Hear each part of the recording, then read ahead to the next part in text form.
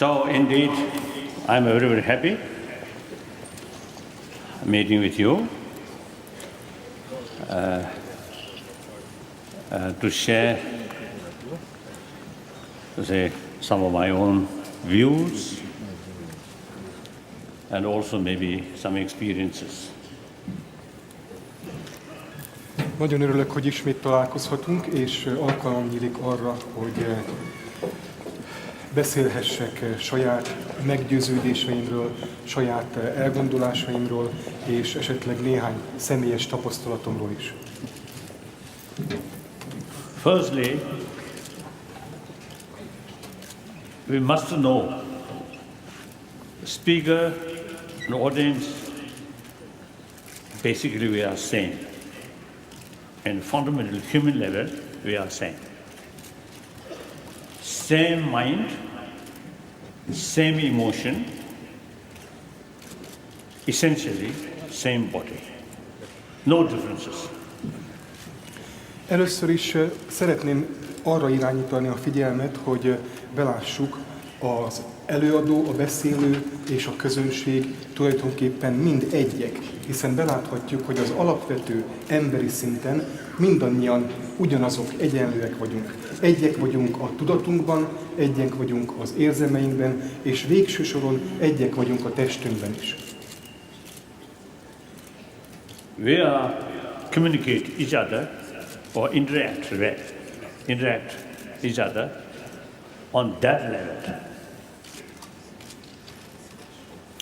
Alapvetően a mindennapi élet szintjén kommunikálunk egymással. Így zajlik az interakciónk. The second level, of course, you see, different nationality, different races, or different religious faith. Now, these are different sort of family background, all these secondary level. Aztán van egy másodlagos szint, ahol számos különbözőség mutatkozik természetesen közöttünk, attól függően, hogy milyen fajhoz, milyen vallásos meggyőződéshez, milyen családi háttérhez, vagy éppen milyen országhoz, milyen nemzetiséghez tartozunk. Sometimes, unfortunately, we emphasize more on secondary level and forgetting or sacrifice fundamental levels of right. Nagyon gyakran or forget about the fundamental sort of level of sameness. Nagyon gyakran előfordul sajnálatos módon, hogy elfeledkezünk a mindennapi élet során az alapvető emberi azonosságunkról és közösségünkről, és csupán erre a másodlagos különbözőségeket tartalmazó vagy mutató szintre koncentrálunk. So now here, when I meet people with the feeling we are same human being, I'm just talking to another human brother, sister. No barrier. Of course, language barrier there. But my smile or some physical language is beyond this language barrier. Amikor tehát találkozom emberekkel, akkor igyekszem ezt az érzést kialakítani és arra koncentrálni, hogy az alapvető emberi szinten mindannyian azonosak vagyunk, és nincsenek közöttünk korlátok. Természetesen belátható, hogy vannak köztünk nyelvi korlátok például, ez érthető, de vannak olyan gesztusok, van olyan testbeszéd, van olyan mosoly, ami ezeket a nyelvi akadályokat is leküzdheti. So usually my public talk,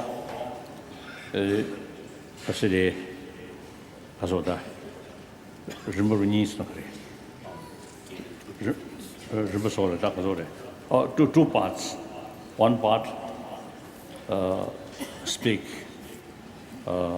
something to you, and then the later part question and answer. So that I feel mutual benefit. You also get a certain point you personally have some interest. To me, through question, I can understand what sort of the current sort of your main concern. And then sometimes some question, unexpected sort of points, you see, come. So that also, for me, something education. So some unexpected sort of points, you see, come. Then I have to think more. So that also, you see, helpful. So mutual benefit. So please put any question with sort of attitude, you simply talking another human being. Amikor nyilvános előadást tartok, akkor ennek általában két szintje, illetve két összetevője van. Egyrészt megpróbálok beszámolni, előadni valamiről, másrészt pedig igyekszem mindig lehetőséget biztosítani arra, hogy a közönség tagjai is feltegyenek kérdéseket, és ezeket a kérdéseket megpróbálom megválaszolni, annak érdekében, hogy az előadásból, a találkozásból mindannyian közösen profitáljunk, és hasznunkra legyen. Ez egyrészt jó alkalom arra, hogy tisztába kerülhessek azzal, a közönség tagjait milyen aggályok, milyen aggodalmak, milyen kérdések foglalkoztatják, és számomra is nagyon hasznos ez, hiszen nem egyszer fordulnak elő váratlan kérdések, amelyek arra ösztönöznek, hogy én is igazán elmélyedjek ebben a kérdésben, belegondoljak, és ez számomra is egyfajta tanulságot és oktatást jelent. Ezért szeretnék mindenkit arra bátorítani, hogy nyugodtan tegyen fel kérdéseket, és ezeket a kérdéseket nyugodtan fogalmazzuk meg úgy, mintha csak egy másik emberi lényhez beszélnénk.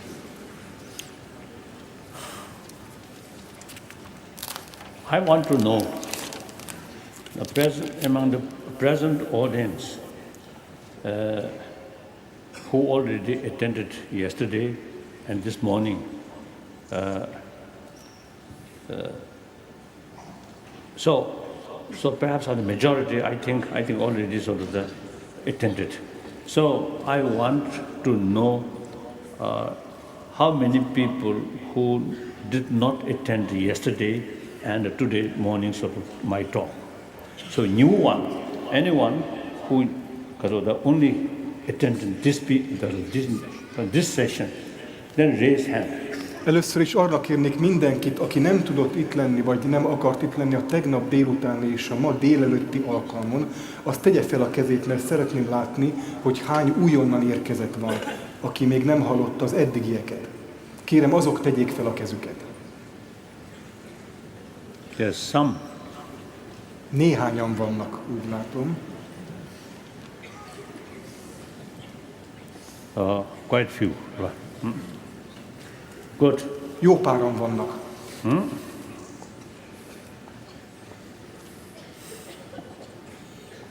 Then I think my talk basically, almost repetition. Ebben az esetben úgy vélem, hogy az mondani valóm az sokak számára puszta ismétlés lesz. So, but I mentioned yesterday, and also I think this morning, I often use the word non-believer and secular ethics. So now this session mainly for that subject. Minden esetre úgy emlékszem, hogy tegnap és a mai délelőtt során is többször említettem azt a kifejezést, hogy a nem hívők közössége, a világi közösség, a szekuláris érdeklődők közönsége. Most a mai délután alkalmából leginkább feléjük intézem a szavaimat. Secular ethics is something important because, firstly, a large portion of nearly, 7 billion human beings are, in true sense, not much serious about religion. So essentially, these are a type of non-believer. And then secondly, you see, people, these people, non-believer, these also, I think two reasons. Firstly, these also are human beings, human brothers and sisters. They also have every right to be happy person. Then secondly, quite big portion of the humanity, non-believer, so they also important sort of part of humanity. So these two reasons, we have to take serious concern about these non-believer. Meggyőződésem, hogy a nem hívő, világi, szekuláris emberek közönsége az egész világon rendkívül fontos és megkülönböztetett figyelmet érdemel, és ennek két fő oka van. Egyrészt be kell látnunk, hogy a nem hívő világi emberek is emberi lények, testvéreink, és ugyanolyan bánásmódban kell részesülniük, ugyanolyan esélyekkel, hogy megillessék őket, mint a hívő embereket. Másfelől pedig azt is be kell látnunk, hogy a világ népességének túlnyomó többsége a nem hívők, a valláshoz nem közel állók táborába tartozik. Éppen ezért a két ok miatt nagyon fontos állandóan szem előtt tartanunk a világi, a nem hívő emberek táborát.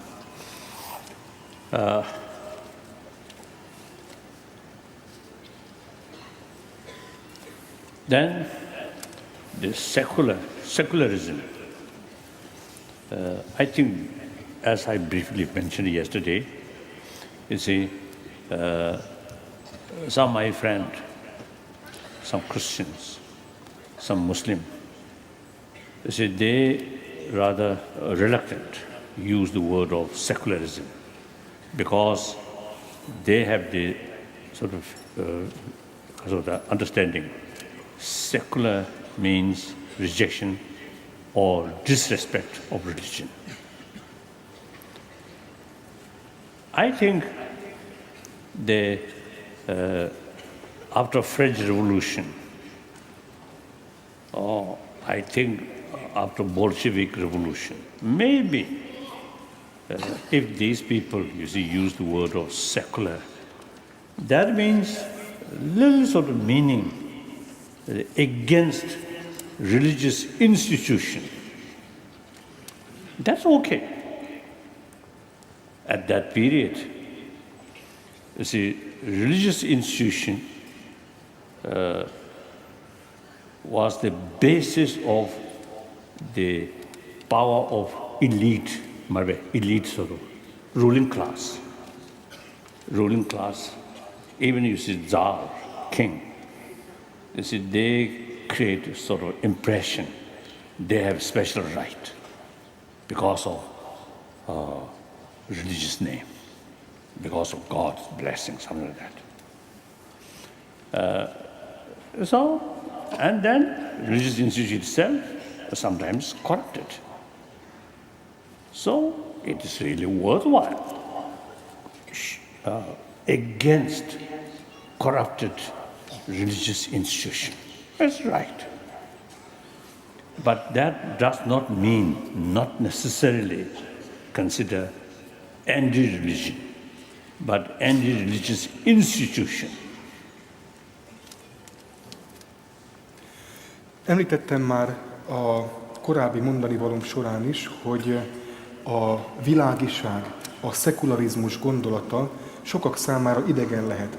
Számos olyan keresztény vagy mohamedán hitű barátom van, akiknél újból és újból azt tapasztalom, hogy vonakodva alkalmazzák a világiság, a szekularizmus gondolatát, mert az a meggyőződésük, hogy a világi szekuláris gondolkodás vagy lét az egyfajta tiszteletlenséget és ellenségességet jelent a vallással szemben általában.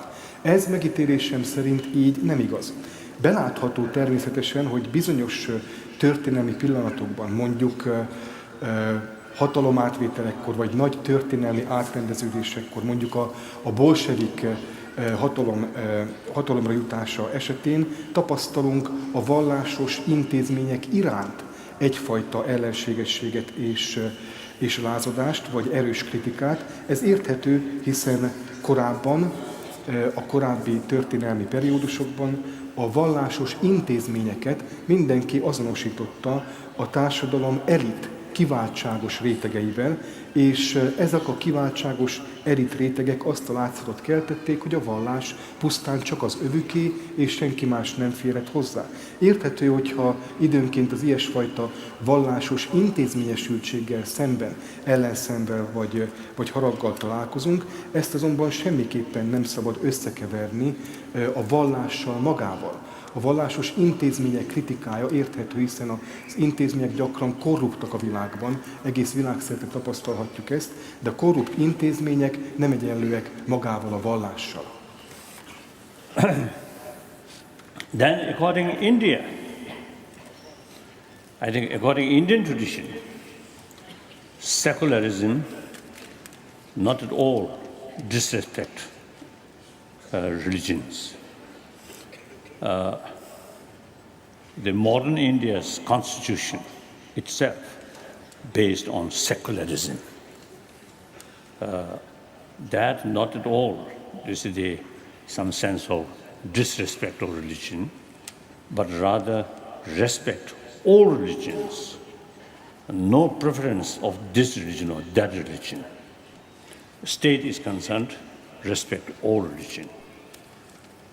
So that's secularism, meaning of secularism. And then, some time back, I met Indian former Deputy Prime Minister, Mr. Advani. He himself a religious person.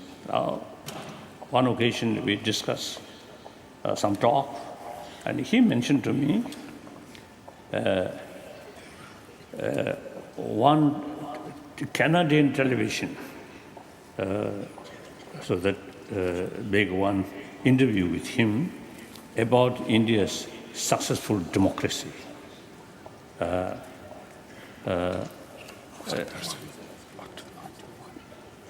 Then he told me, you see, he explained to that television interview the one factor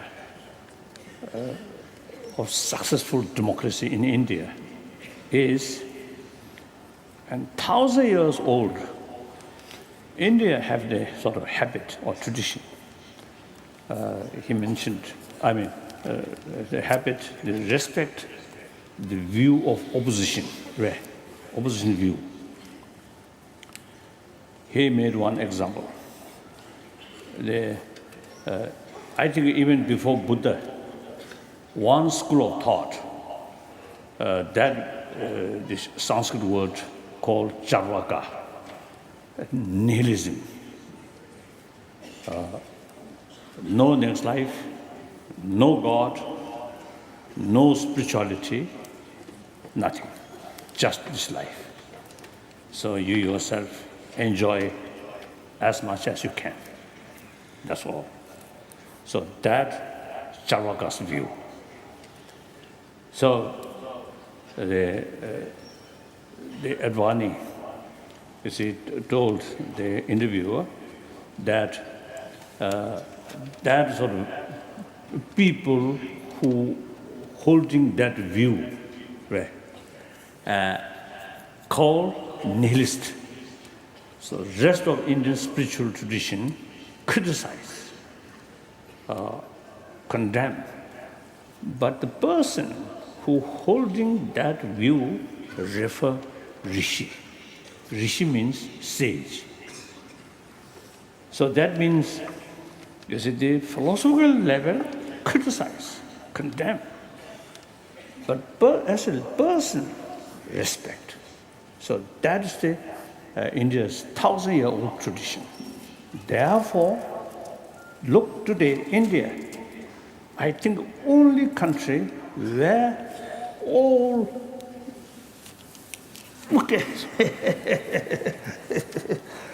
all major world religions live together with mutual respect. Of course, some pockets here and there. Some Hindus burn some Christian missionary sort of people, or some Hindu beat some Muslim beat some Hindu. That's okay. Some pockets here and there. That's, I think, about around 1 billion human being population. Some mischief is always there. That's understandable. But overall picture, India is the only country where, beside homegrown religion, that is ancient, some Hinduism, Buddhism, Jainism, and later Sikhism, these are homegrown religion. Beside that, Zoroastrianism from Iran, I think 1,000 years ago, found shelter in India. Now they settled very well.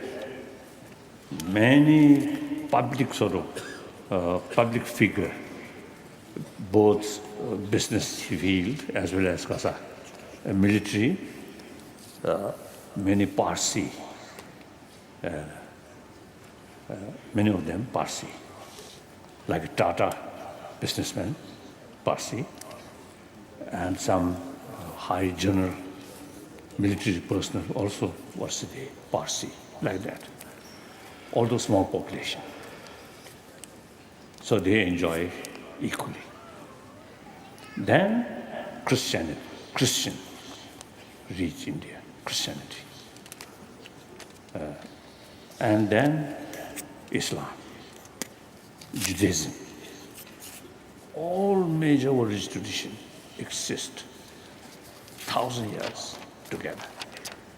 So these are, I think, because of secular attitude, respect all religion. So when I speak, or including non-believer, since they refer ancient non-believer as a sage, so modern non-believer also is must respect. So when I say secularism according Indian concept, so here is not at all some sort of sense of disrespect, like that. A szekularizmusnak, a világiságnak a gondolatával kapcsolatosan érdemes megvizsgálnunk az indiai hagyományt.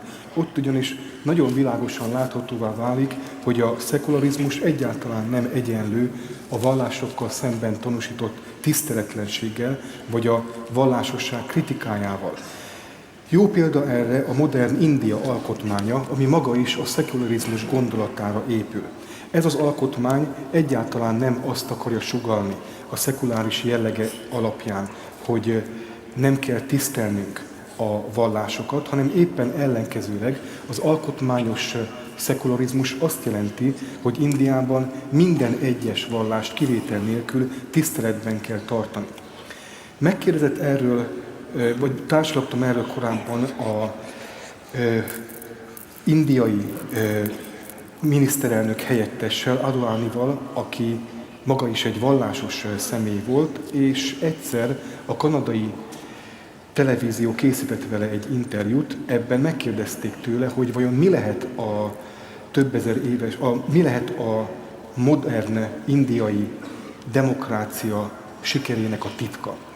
Erre az volt a válasza, hogy ennek a sikernek a kulcsa több évezredes hagyományban rejlik. Megnézhetjük például azt az érdekes hagyományt, azt az érdekes elemét a történelemnek, hogy még a buddhizmus előtt volt számos olyan gondolkodó vagy gondolati irányzat Indiában, melynek képviselői a nihilizmust hirdették. Úgy gondolták, hogy nem kell sem egy Istenben, sem semmifajta spiritualitásban hinni, és mindenki élvezze úgy az életet, ahogyan csak tudja.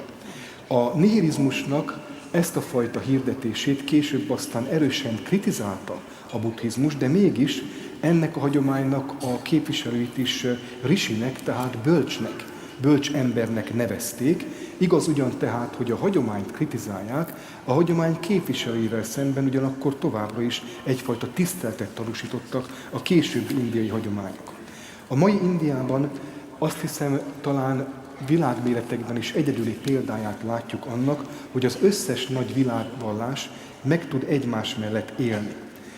Nyilván mindannyian tudjuk, hogy vannak kisebb fajta fellángolások, jelenségek, elszigetelt esetek, amikor mondjuk a hinduk felégetnek keresztény missziókat, vagy megtámadnak Mohamedán vallású embereket, de ezek kisebb jelenségek megítélésem szerint, és ezzel együtt azt találjuk...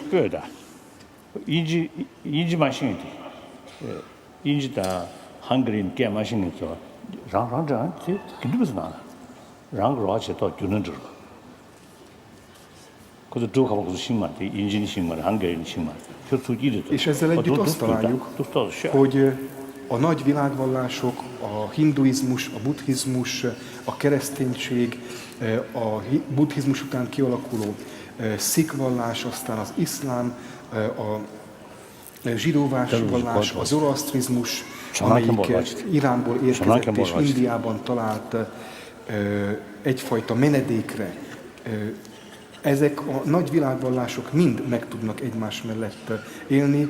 Utalok itt a jól ismert üzletemberre, Tatára, aki a pársi népességhez tartozik, és ennek a hagyománynak a képviselőjeként sikeres tudott lenni ebben az országban. Mindez tehát azt mutatja, hogy a szekuláris világi hozzáállás, ez a szekuláris attitűd egyáltalán nem a vallásokkal szembeni tiszteletlenséget, hanem a mindenféle vallás iránti tiszteletet jelenti. Amikor tehát én magam a szekuláris vagy szekularizmus kifejezést használom, akkor ezt mindig az indiai kontextusban és az indiai hagyományoknak megfelelően kell érteni, hiszen hogyha annak idején a hívő buddhisták a nem hívőket, vagy a nihilizmus követőit bölcsnek tudták nevezni, akkor ugyanez lehet ma is a helyzet, én magam is tekinthetem ugyanígy bölcsnek a mai kor nem hívőit is.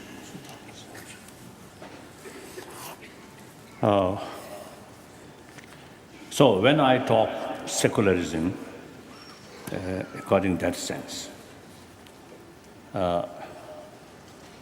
now what is secular ethics? I consider the basic human good quality. I think mainly due to biological factor, not influence of religion, but rather biological factor. And also, you see, there are certain things which provide us joyfulness, security, removing fear. That's, I consider, human value. That's secular moral ethics.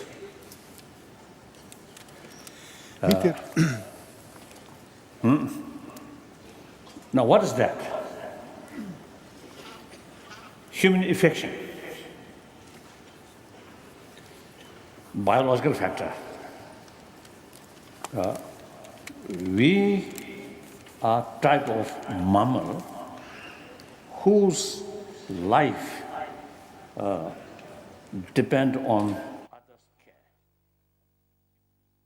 At the time of young age. As soon as we're born, our life entirely depends on mother's care. And we survived with mother's milk. So, mothers sort of that kind of the tireless effort come from mother's affection. It comes from So physical sorrows of effort from mother. Since you see that action, every physical action must, those effective physical action, verbal action must bring by motivation. Of course, some eating here automatically go like that. That's not much motivated, automatic like that. Otherwise, it's more effective action must be carried by motivation. So, tireless mother's action, caring one's own child, motivated by affection. Not only human case, look, dogs, cats, horse, all these mammals, and also birds.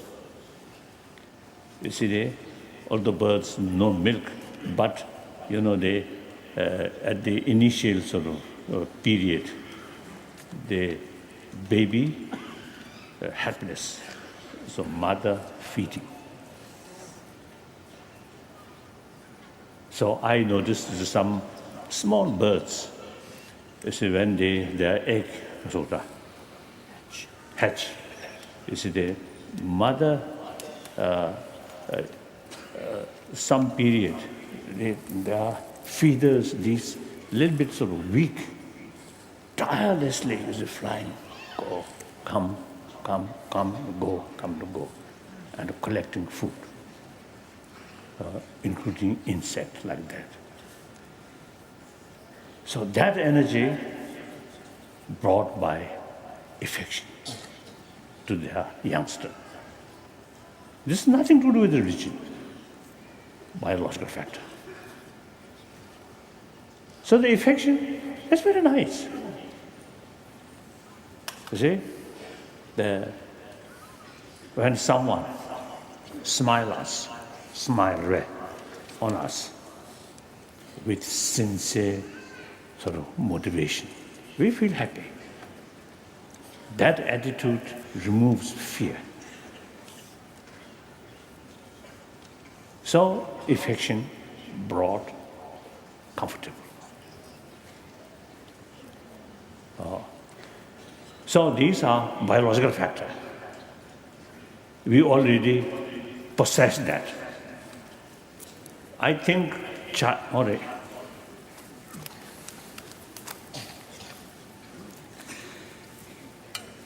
Az eddigiek alapján feltehetjük tehát a kérdést, hogy a szekularizmussal kapcsolatosan mit érthetünk egy szekuláris világi etikán, vagy szekuláris morálon. Ezzel kapcsolatosan úgy gondolom, hogy minden emberben megvan az az alapvető emberi jó tulajdonság, jó minőség, ami legfőképpen biológiai tényezőknek köszönhető, nem annyira, mint vallásos tényezőknek. Bizonyos biológiai tényezők alkotják azt a fajta alapvető emberi jóságot, ami megtalálható mindenkiben. Ezek a különféle tényezők, például az, hogy valamennyien boldogságra törekszünk, és a boldogság tényezői okozzák számunkra a biztonságérzetet.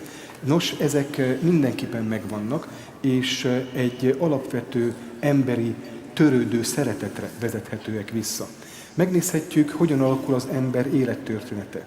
Születésünk után egészen kicsi korunktól fogva szinte kizárólag anyánk törődő szeretetére vagyunk utalva, annak érdekében, hogy felcseperedhessünk és egyáltalán boldoguljunk, teljes mértékben az anya szeretetére kell hagyatkoznunk, különben egyszerűen elvesznénk, és az anyáknak ezt a rendületlen, töretlen, odaadó szeretetét mindenképpen kell, hogy valami motiválja, hiszen Motiváció nélkül ilyesfajta hatékony és álhatatos tevékenység nem jöhet létre.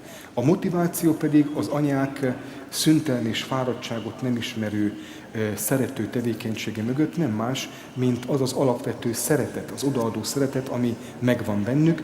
Az az odaadó szeretet, ami megtalálható nem csak az emberekben, hanem az állatokban is, hogyha megvizsgáljuk, megfigyeljük a macskák, vagy mondjuk a madarak életét, amit én magam is gyakran megfigyeltem, azt láthatjuk, hogy a kisfiókák, miután kibújnak a tojásból, képtelenek önálló táplálkozásra. Természetesen őket nem szoptatja az anyjuk, mint hogy az emberek esetében mi magunk tulajdonképpen az anya tejre vagyunk hagyatkozva ahhoz, hogy túlélhessük a születés utáni állapotot. A frissen tojásból kibújt madarakat az anyjuk eteti, amit gyakran megfigyelhetünk, ahogy az anyamadarak fáradtságot nem kivélve egész nap ide-oda repdesnek a fészek, és a táplálék lelőhelyek között élelmiszert vagy bogarakat szállítva a fiatal madaraknak. Nos, ebben is ugyanazt a fáradtságot nem ismerő szüntelen energiát láthatjuk, mint ami az anyákban is megvan, és ennek az alapja, a motivációja az odaadó szeretet. Úgy gondolom tehát a mindennapi életben is, amikor valakin azt látjuk, hogy mosolyog ránk, tehát egyfajta szeretetet sugároz, abban a pillanatban ez a gesztus megszünteti bennünk a félelmet, és biztonságban érezzük magunkat. Ezek a tényezők olyan biológiai tényezők, amelyek mindannyiunkban megvannak. Right.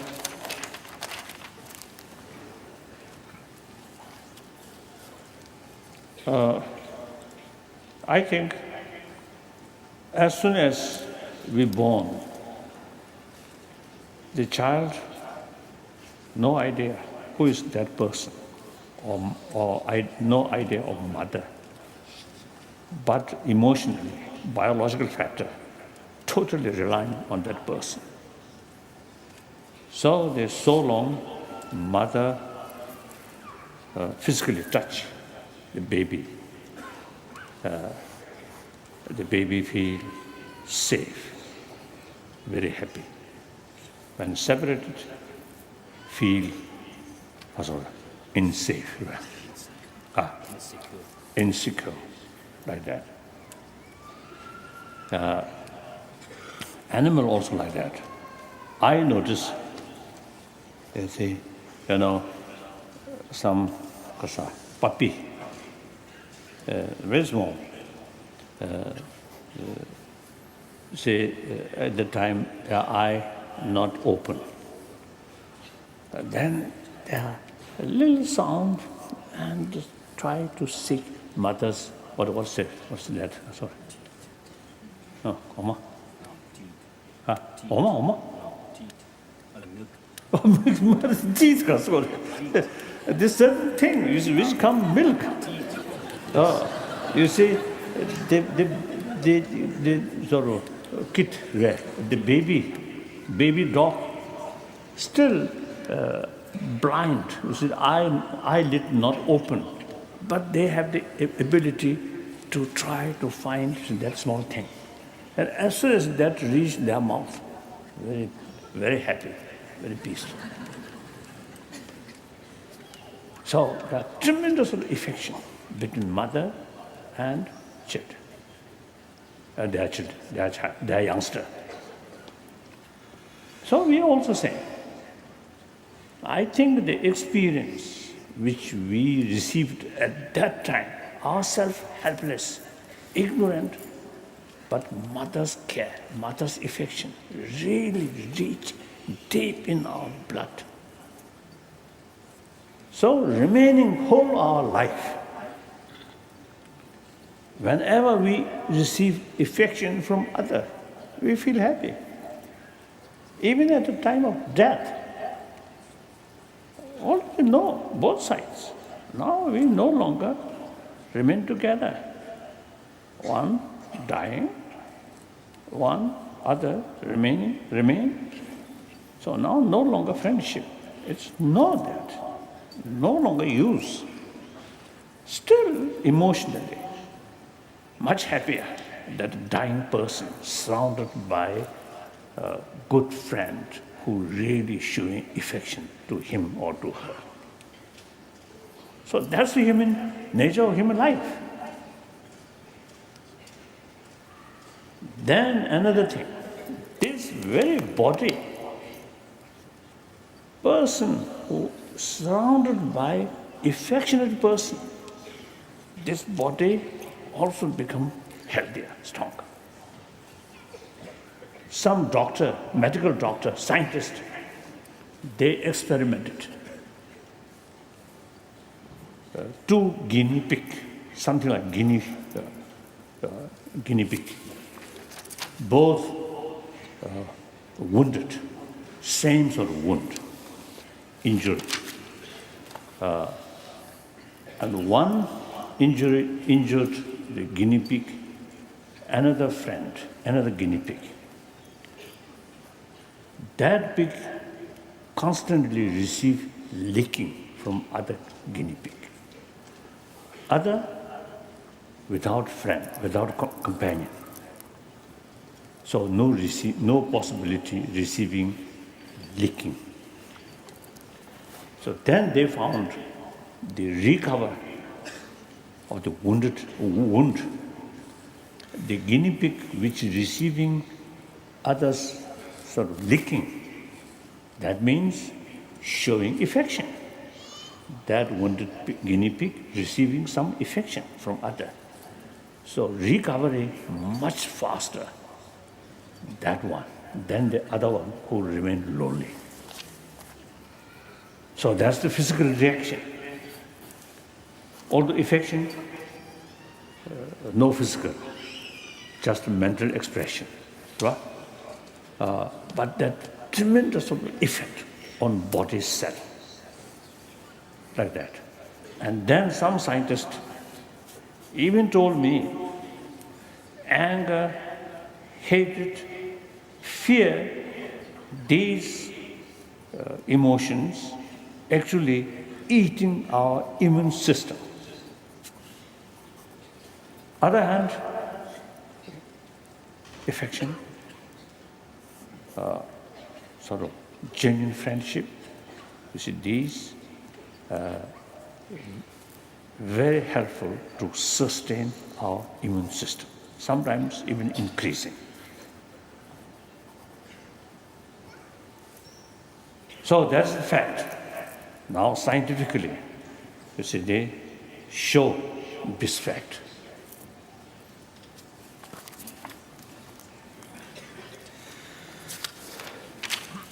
Láthatjuk tehát, hogy abban a pillanatban, hogy megszületünk, szinte teljes egészében másokra, első lépésben is anyánkra vagyunk utalva.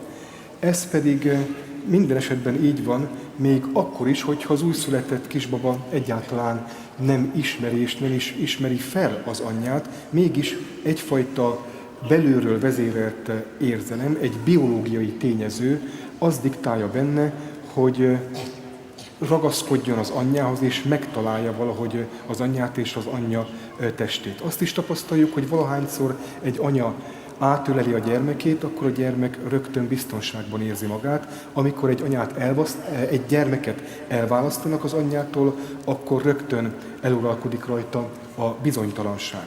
Megfigyelhető ugyanez az állatoknál is. Én magam is többször megfigyeltem, hogy az újszülött kiskutyák, igaz ugyan, hogy még a szemüket sem tudják kinyitni, és nem tudnak tájékozódni a világban, mégis önkéntelenül elkezdenek tapogatózni, és valahogy keresik, és meg is találják az anyjuk emlőjét, hogy az anyjuk szoptatni tudja őket, és mihelyt rátalálnak az emlőre, abban a pillanatban biztonságban érzik magukat. Mi ugyanígy vagyunk az emberi életben, és az édesanyánktól kapott odaadó szeretet, amit rögtön születésünk után tapasztalunk, egészen mélyen beleivódik a fizikai létezésünkben. És aztán ezt az alapvető érzetet egész életünk során magunkkal visszük, és valahányszor szeretetet tapasztalunk a környezetünkben, akkor ez boldogságot okoz, és ezt látjuk még akkor is, amikor a halálra készülődünk, egy haldokló embernek igazán nem fűződik már semmi érdeke ahhoz, hogy barátságosságot mutasson mások iránt, mégis valahányszor szeretetet tapasztal, a haldokló ember is rögtön biztonságban érzi magát, és eluralkodik benne a boldogság. Éppen ezért elmondhatjuk, hogy valahányszor odaadó szeretet vesz körül bennünket, nem csak a lelkünk, de még a testünk, a fizikai valóságunk is elnyugszik, tehát a tudati hozzáállás, a szeretet hatással lehet a fizikai valóságra, a testünkre is. Természettudósok is kísérleteztek ezzel, beszámoltak olyan kísérletről, amikor 2 aranyhörcsögöt egyformán teszteltek, mind a kettőnek egyforma sérülést okoztak, csak hogy az egyik aranyhörcsög társak között próbált lábadozni, és a társaitól egyfajta szeretetet kapott, ugyanis a társai állandóan nyalogatták. A másik sérült aranyhörcsög el volt különítve a többiektől, és a többiek törődése vagy szeretete nélkül kellett, hogy kigyógyuljon a sérülésből, őt nem nyalogatta semmilyen társa, és azt figyelték meg, hogy az a sérült állatka, akit körülvettek a társai, és tapasztalta azoknak a törődő szeretetét, sokkal hamarabb kigyógyult a sérülésből, mint az, amelyiknek egyedül kellett lábadoznia. Mindebből az a tanulság, hogy a fizikai reakciók jelen vannak bizonyos mentális történések során, tehát a tudati attitűd, a mentális odaadó szeretet hatással tud lenni a fizikai valóságunkra is. A természettudományos kísérletek arról is beszámoltak, hogy, és erről az én természettudós barátaim is beszámoltak nekem, hogy a harag, a gyűlölet és a félelem olyan érzelmek, amelyek folyamatosan felemésztik, felzabálják az immunrendszerünket, és ezzel szemben a valódi barátság, az odaadó szeretet, az rendkívül jó hatással van az ember fizikai szervezetére is, igen jelentősen tudja erősíteni például az immunrendszert. And also, you see, scientists, they notice, or they actually experimented. Monkey baby, some monkey baby, together with their mother. And some monkey baby separated from their mother. Then they observe. Those monkey baby, young monkey with mother, always playful, happy mood. Those monkey baby who separate from mother, almost no sort of what stay, no playing, always frustration, ready to fight. So we human being also same. Then one occasion in Washington, one university, we discussed some compassion or relation with compassion and health. One doctor, one physician, according to his sort of experiment, he found that those people who often express words like I, my, mine, me, like that. So such people, greater chance of heart attack. He didn't explain reason. And I analyzed. I thought, oh, it may be like this. The person who usually express, I think more honestly, some sort of very cunning people may express differently, isn't it? The reality, extreme self-centered attitude but showing more compassionate. That's, you see, something exception. But honestly, you see, expressing their real sort of feeling. So then express their self-centered attitude. Just express my, I, like that. So that mental attitude, narrowing your whole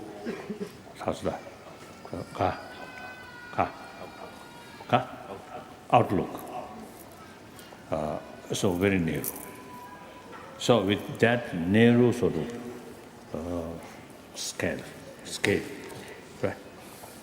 Even small problem for you appears very big, unbearable.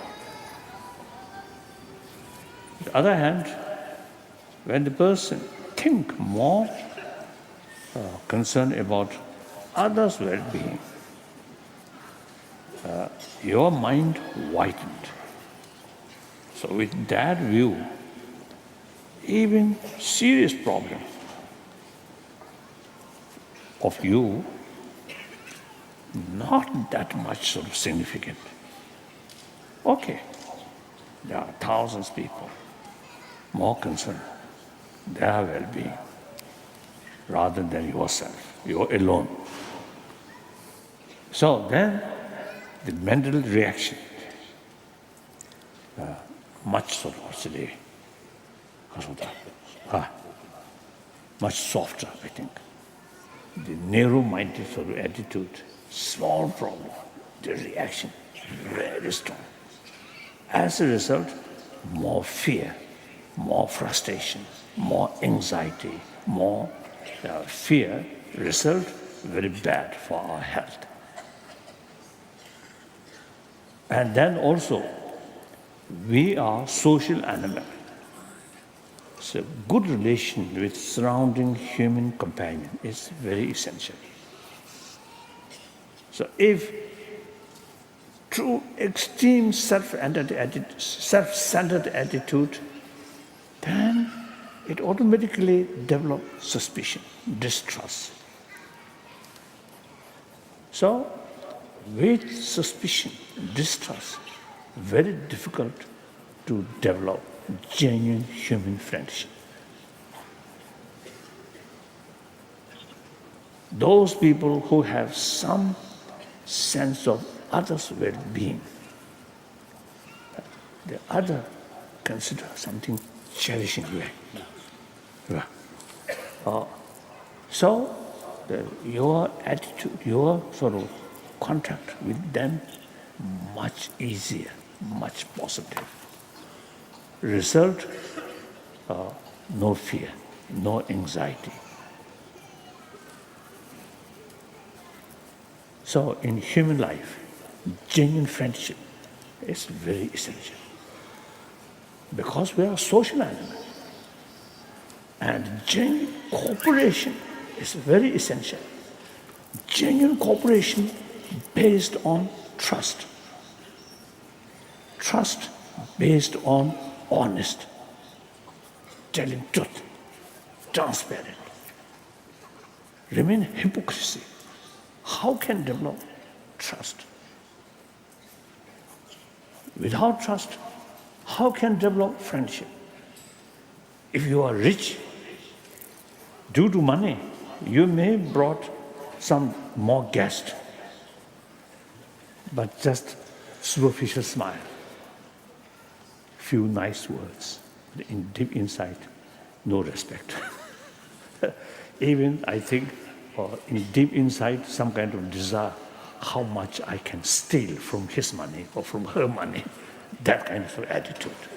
No genuine friendship. Genuine friendship based on trust. So that's a basic human nature. So thinking these lines, then automatically we develop some kind of conviction. In order to get maximum benefit to myself, I should be honest. I should be compassionate. I should not do sort of extreme self-centered attitude is suffer too, because it brings more suffering. It brings more trouble for me. It brings more worry. Also, it brings my sort of physical sort of spoil my physical condition, like that. So, according to our human experience, we're born from mother.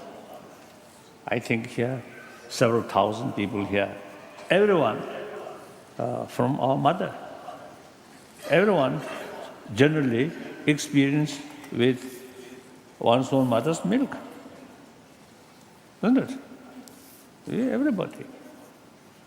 As they come to this planet, at first experience is mother's kindness, mother's affection. But then second, using our common sense, more reasons, more deeper sort of thinking, analyze, and we develop, we will get conviction. More altruistic attitude is the best way to bring inner peace and good health. Then here, including scientific finding. So these three reasons: common experience, using common sense, and using scientific findings, we can develop deeper awareness, importance of affection or compassion. So that way we can promote human basic values or human basic good qualities. Aggressiveness also part of human nature. Anger also part of human nature. But it is wrong. We take for granted these things. Some of these human nature supposed to protect us, protect ourselves. But meantime, these destructive emotions very bad for damaging our intelligence to see the reality. As I think on my lecture on Buddhism, I mentioned that when anger develops, we can't see the reality because much mental projection involved.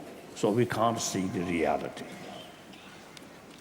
So therefore, in anything, even you want to destroy someone, even you want to harm others, your method should be realistic. Through realistic method, you get what you want. Any unrealistic method, you cannot get the goal. So, anger, fear, destroy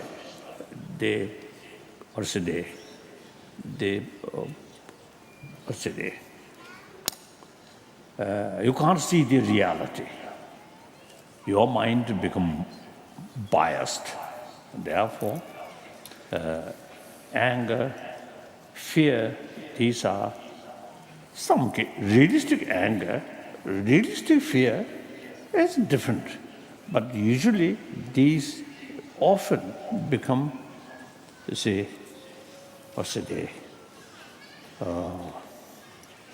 become the obstacle to see the reality. So without knowing the reality, all our methods become unrealistic method.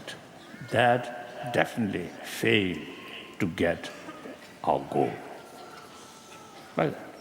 So that also one aspect, these too much aggressiveness with greed, with sort of self-centered attitude, anger, fear, distrust, these really very harmful to carry normal function of human intelligence. Clear?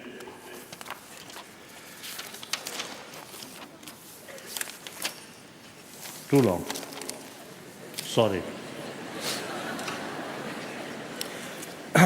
Utaltunk az állatokkal végzett kísérletekre, ugyanilyen kísérleteket megfigyeltek embereknél és más állatoknál is. Például tapasztalhatjuk, hogy az újszülött kismajmok, amikor az anyjuk közelében vannak, akkor mindig játékosnak és boldognak tűnnek. Azok a kismajmok ugyanakkor, akiket elválasztanak az anyjuktól, rendszerint nem játszanak, folyamatos frusztrációt mutatnak, és sokkal hajlamosabbak arra, hogy kötözködjenek, illetve verekedjenek a társaikkal. Ezt figyelhetjük meg az emberi lényeken is, és erről számoltak be azok a tudósok is, akikkel egyszer az együttérzés természetét tárgyalva a Washingtoni Egyetemen találkoztam. Itt egy orvos arról számolt be, hogy meggyőződése szerint és megfigyelései, kísérletei szerint azok az emberek, akik gyakran mondják azokat a szavakat, hogy én, az enyém, én magam, saját magam számára, ezek az emberek sokkal nagyobb valószínűséggel esnek át szívinfarktuson, mint azok, akik kevesebbszer használják ezeket a szavakat.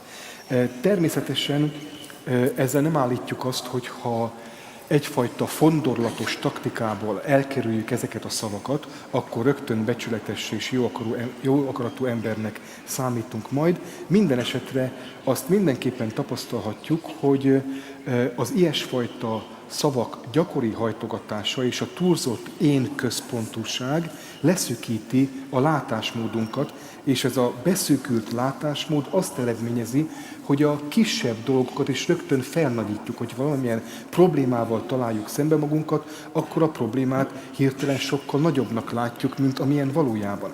Ezzel szemben, hogyha törődő szeretetet mutatunk mások iránt, akkor ez kitágítja a tudatunkat, törődünk más emberekkel, és éppen ezért a felmerülő problémákat is a helyén kezeljük, és nem lesz annyira túlzott és heves a reakciónk, mint az ellenkező esetben.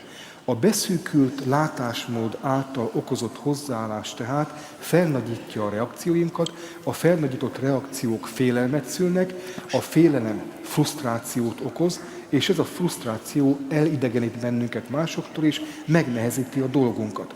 Mindig figyelembe kell vennünk, hogy társas lények vagyunk. És mivel társas lényként létezünk, az én központú hozzáállás a társainkban gyanakvást és bizalmatlanságot szül. Ez a gyanakvás és bizalmatlanság egy idő után lehetetlenné teszi számukra, hogy irántunk szeretetet vagy törődést érezzenek, és ezáltal a saját magunk dolga is jelentősen megnehezedik. Hogyha pozitív hozzáállást fejlesztünk ki mások iránt, akkor tudatunk megnyílik, és ezért sokkal közelebb tudunk kerülni másokhoz. Itt természetesen az őszinte együttműködés szándékára és az őszinte bizalomra gondolunk. Az ilyesfajta őszinte bizalom, a másokban való hit, az mindig egyfajta őszinteségre épül. A tettetés, a színlelés semmiképpen nem táplálhat bizalmat és barátságot. Gondolhatjuk azt, hogy ha gazdagok vagyunk, akkor állandóan számos barát vesz körül bennünket. Az esetek túlnyomó részében azonban ezek a barátok nem táplálnak igazán szeretetet irántunk, a szívük mélyén gyakran inkább tiszteletlenek velünk szemben, és csak azt figyelik, hogy mikor lophatnak el tőlünk valamit. Az alapvető emberi attitűd, az alapvető emberi hozzáállás és érték tehát az, amikor önközpontúság nélkül önzetlenül tudunk megnyilvánulni és irányulni mások felé. Ez megóv bennünket a fizikai rosszulléttől és a többi szenvedéstől is. Az alapvető emberi érzékek, például érzelmek, például azok, amelyeket anyánktól tapasztaltunk, összekötnek bennünket. Azt hiszem, az a sok ezer ember, aki itt ül, mind egytől egyig tapasztalta már ezt az anyai odaadást, hiszen ezen a bolygón születtünk, és ezen a bolygón emberként az első odaadó szeretet, amit tapasztaltunk, az édesanyánk szeretete volt.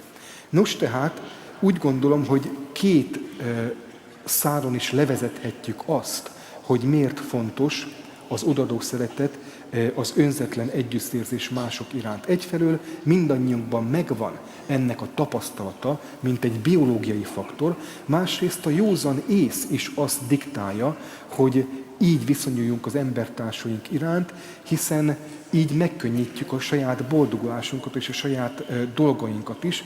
Ez a két dolog tehát, a biológiai tényezők és a józan ész meghozhatják számunkra azt a meggyőződést, azt az elhatározást, annak a mélységes átélését és tudatosságát, hogy az együttérzés és az odaadó szeretet rendkívül fontos. Az agresszió minden esetben csak még rosszabb tényezőket szül. Igaz ugyan, hogy része az emberi természetnek, de rendszerint azt tapasztaljuk, ahogy erre a tegnapi előadásomban is utaltam, hogy a harag, a düh, az agresszió elhomályosítja a valóságra irányuló látásunkat. Ezek a kártékony, romboló érzelmek lehetetlenné tesszük számunkra, hogy valóban lássuk a valóság valódi természetét. Hogyha pedig nem látjuk a valódi természetet, akkor nem alkalmazhatunk helyes módszereket. Ezzel szemben még az önző emberek is arra törekednek, hogy helyes módszerekkel érjék el a céljainkat. Nekünk is helyes módszerekre van tehát szükségünk. A düh, a harag, az elhomályosítja a látásmódunkat, és elzárják előlünk a helyes módszer és a célok felé vezető utat. Minden esetben azt látjuk tehát, hogy a tudatunkat és még az egészségünket is károsítják az ilyesfajta érzelmek, mint az irigység, a harag, a félelem. So that is about secular ethics.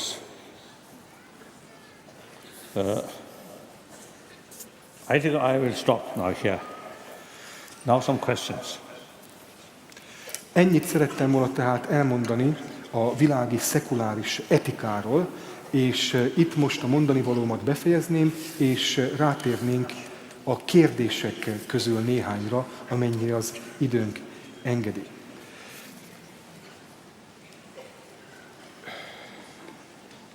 Tisztelt Őszentsége, melyik az a pont az emberek életében, amíg fontos, hogy teljesítsük és küzdjünk a vágyaink teljesítéséért, és hol kell megállni, leállítani a vágyainkat?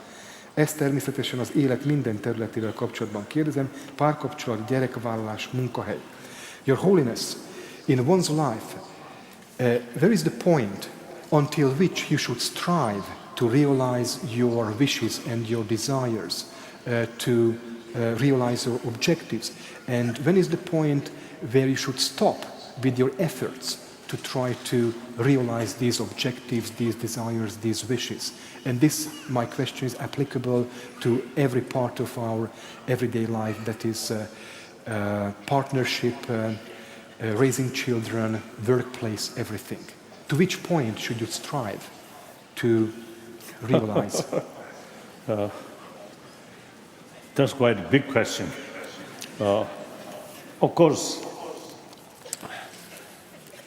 any desire or object which we want to achieve,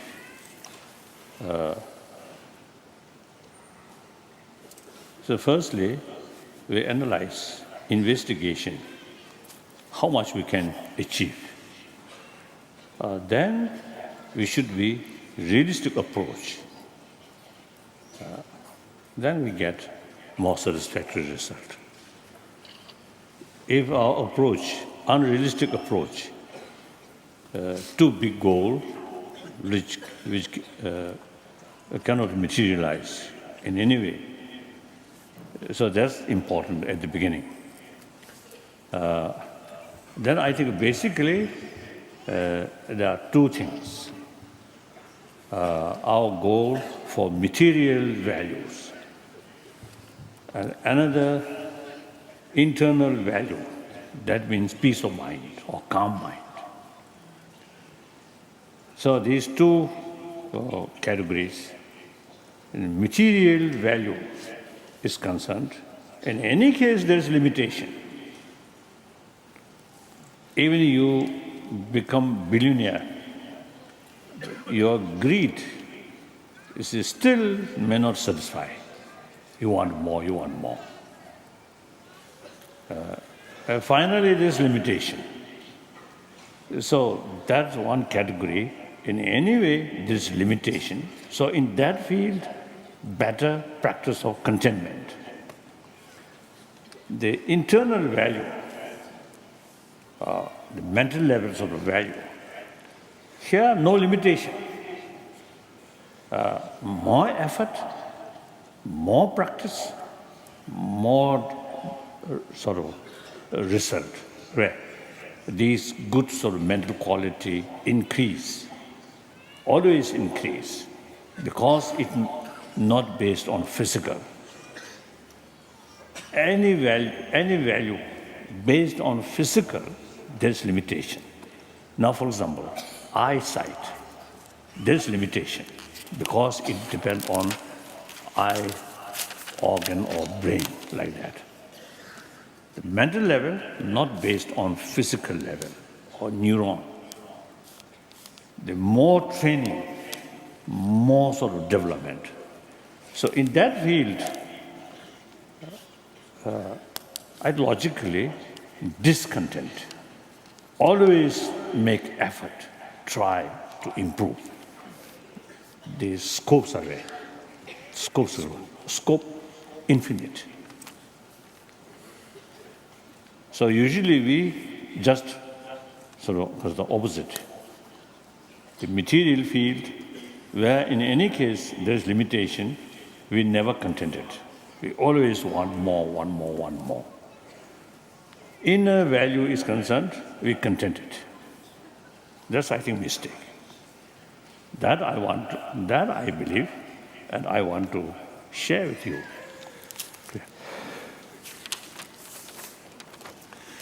Ez meglehetősen nagy kérdésnek fog bizonyulni. Minden esetre úgy gondolom, a legfontosabb mindig az, hogy elemezzük a helyzetünket. Tárjuk fel, hogy mire vagyunk valóban képesek, mi az, amit reális értelemben lehetséges elérnünk. Hogyha egy nem realisztikus megközelítést alkalmazunk, akkor olyan célt tűzhetünk ki magunk elé, amit képtelenek vagyunk teljesíteni, és az ilyesfajta célkitűzésekkel kapcsolatosan úgy gondolom, hogy mindig különbséget kell tennünk két kategória között. Az egyik a materiális javak, a materiális környezet építése, a másik pedig a belső lelki béke, tudati béke, a belső békénk. Az első szinttel kapcsolatosan, amikor a materiális körülményeket próbáljuk halmozni, úgy gondolom, hogy ebben a tekintetben mindig korlátokat fogunk tapasztalni. Hiszen a materiális javak halmozásában soha nem érhetünk a törekvéseink végére. Hiába leszünk milliómosok vagy milliárdosok, mindig lesz még, amit fel akarunk halmozni, mindig lesznek még olyan materiális dolgok, amiket meg akarunk szerezni. Ez a fajta kapzsiság mindig kielégíthetetlennek fog bizonyulni, soha nem szerzünk megnyugvást és kielégülést, és egy idő után a dolog addiktívvá válik. Ezzel szemben a másik szinten, a belső béke megteremtésére való törekvés szintjén soha nem tapasztalunk korlátozottságokat, hiszen ezen a területen minél többet gyakorlunk, annál nagyobb lesz a sikerünk, annál jobban növekszik bennünk a belső béke, és ez a fajta törekvés mindig meghozza a sikerét. A fizikai szinten tehát mindig korlátokba ütközünk, így van ez például a látásmóddal is. A fizikai látás mindig korlátozott, hiszen bizonyos fiziológiai folyamatoktól, így például a látó neuronoktól függ, ezzel szemben a belső látás az korlátok nélküli, és soha nem ütközik akadályokba. A materiális javak halmozása, a materiális dolgok építése tehát mindig frusztrációt okoz, ezzel szemben a spirituális belső békére való törekvés soha nem ismer korlátokat. Ezt szerettem volna megosztani veletek. Next question.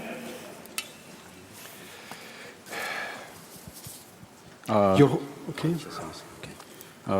What does it mean to find our true self? How can we do that? What should we do?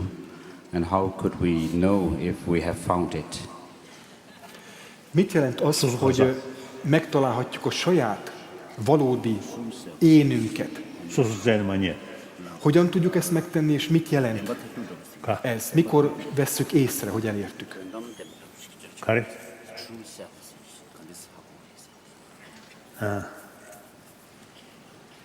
I think that's a philosophical question.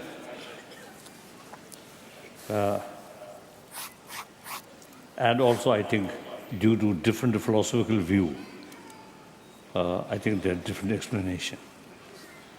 So I think, leave it. Ez egy filozófiai jellegű kérdés, és mivel különféle filozófiák különféle választ adnak erre a kérdésre, ezért ezt a kérdést most nem tudjuk érdemben megválaszolni. Next question. Your Holiness, what is your opinion about eating meat? The animals that we eat, animals that we hunt, kill and eat, they also want to live. I wonder what they feel towards us. What is the effect of eating meat on the human intellect, on the human mind?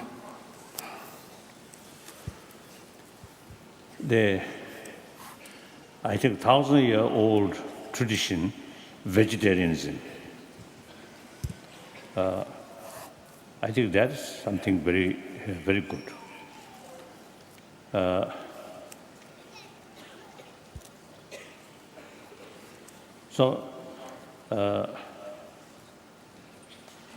In Tibetan, traditionally, of course, some area in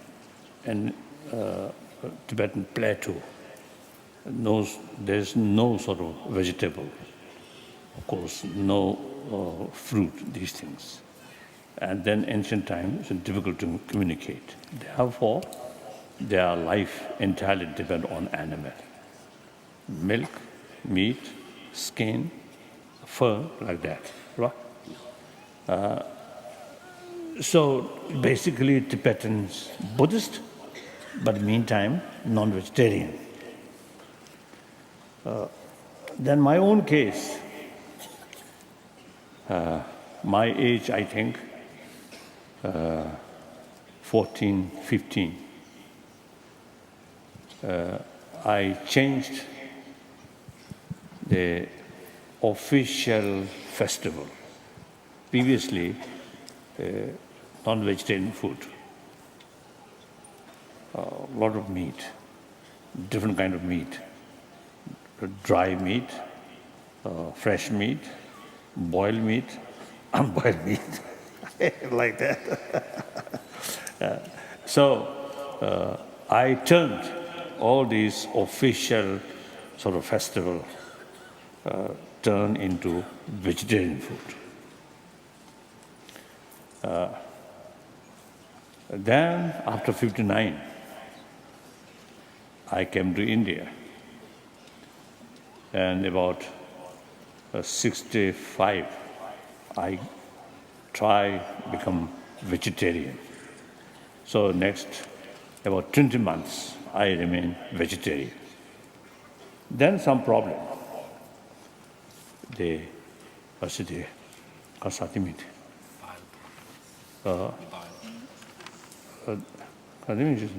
one gallon, what's that? Gallbladder problem start. And at that time, due to that illness, my whole body become yellow. Nail, eye, everything become yellow. So later I describe, at that time I become truly living Buddha.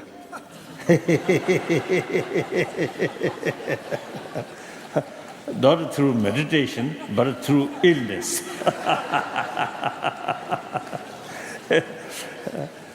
So then, I think around 67, I again returned to previous sort of diet. So non-vegetarian. But however, they say, if meat available, then twice a week, like that. And then also, meantime, Not meantime, they later, afterward, they all, our monastic institution, the bigger monastic institution, all their common kitchen stopped serving meat, vegetarian food. And some schools also, their common kitchen voluntarily give up serving meat. And then all Tibetan settlement in India. Originally, some plan with the NGO or helper, some organization providing poultry, piggery, like that. But we decided not open piggery, fishery, poultry. But one settlement, or one or two, I think two settlements, kept some poultry, they say only for egg. Then I asked, after the period for giving egg, then what to do? There's no clear answer.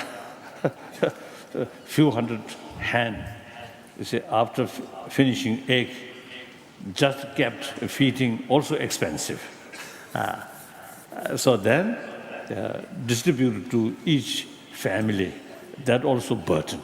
So then difficult. So I asked, if the poultry for egg is really necessary for economy reasons for the settlement, then I have no idea. I have nothing to say. If not that much important, then please close these poultry. So now last, I think 2 decades, all settlement, no poultry, and right from the beginning, no piggery, no fishery, like that. So that's our own sort of small contribution regarding promotion of vegetarianism. Then also Tibetan Buddhist center in different parts of the world. Individual, up to them, but the sort of festivals or something should serve vegetarian food, like that. So mental what effect on mind? That's difficult to say. I don't know.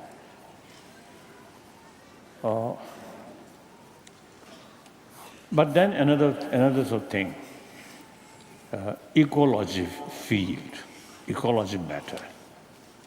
The big farms, beef farms, these, and also poultry, piggery, I think very bad for ecology. And also the way feeding animal, just sort of try to grow rapidly, unnaturally, and become fat using some chemical. That was very bad for our health. Now scientists now saying these things. So-called organic sort of organic sort of production, better for our health. So recently, from time to time, certain sort of illness due to beef, pork, chicken. I think we should have some limitation. Mercilessly produce millions of these animals and then kill. Then there are some report. The number of fish in some area now reducing because of overfishing. These are really terrible. And meantime, the entire human being should be vegetarian. That also impractical, difficult. But I think important to educate human being, mercilessly raising these animals and mercilessly sell without feeling of their life, their pain, and without respecting their life is, I think, wrong. Certainly wrong. But we have to educate. These you see, cannot make rule way, but through education, through awareness. That's my view.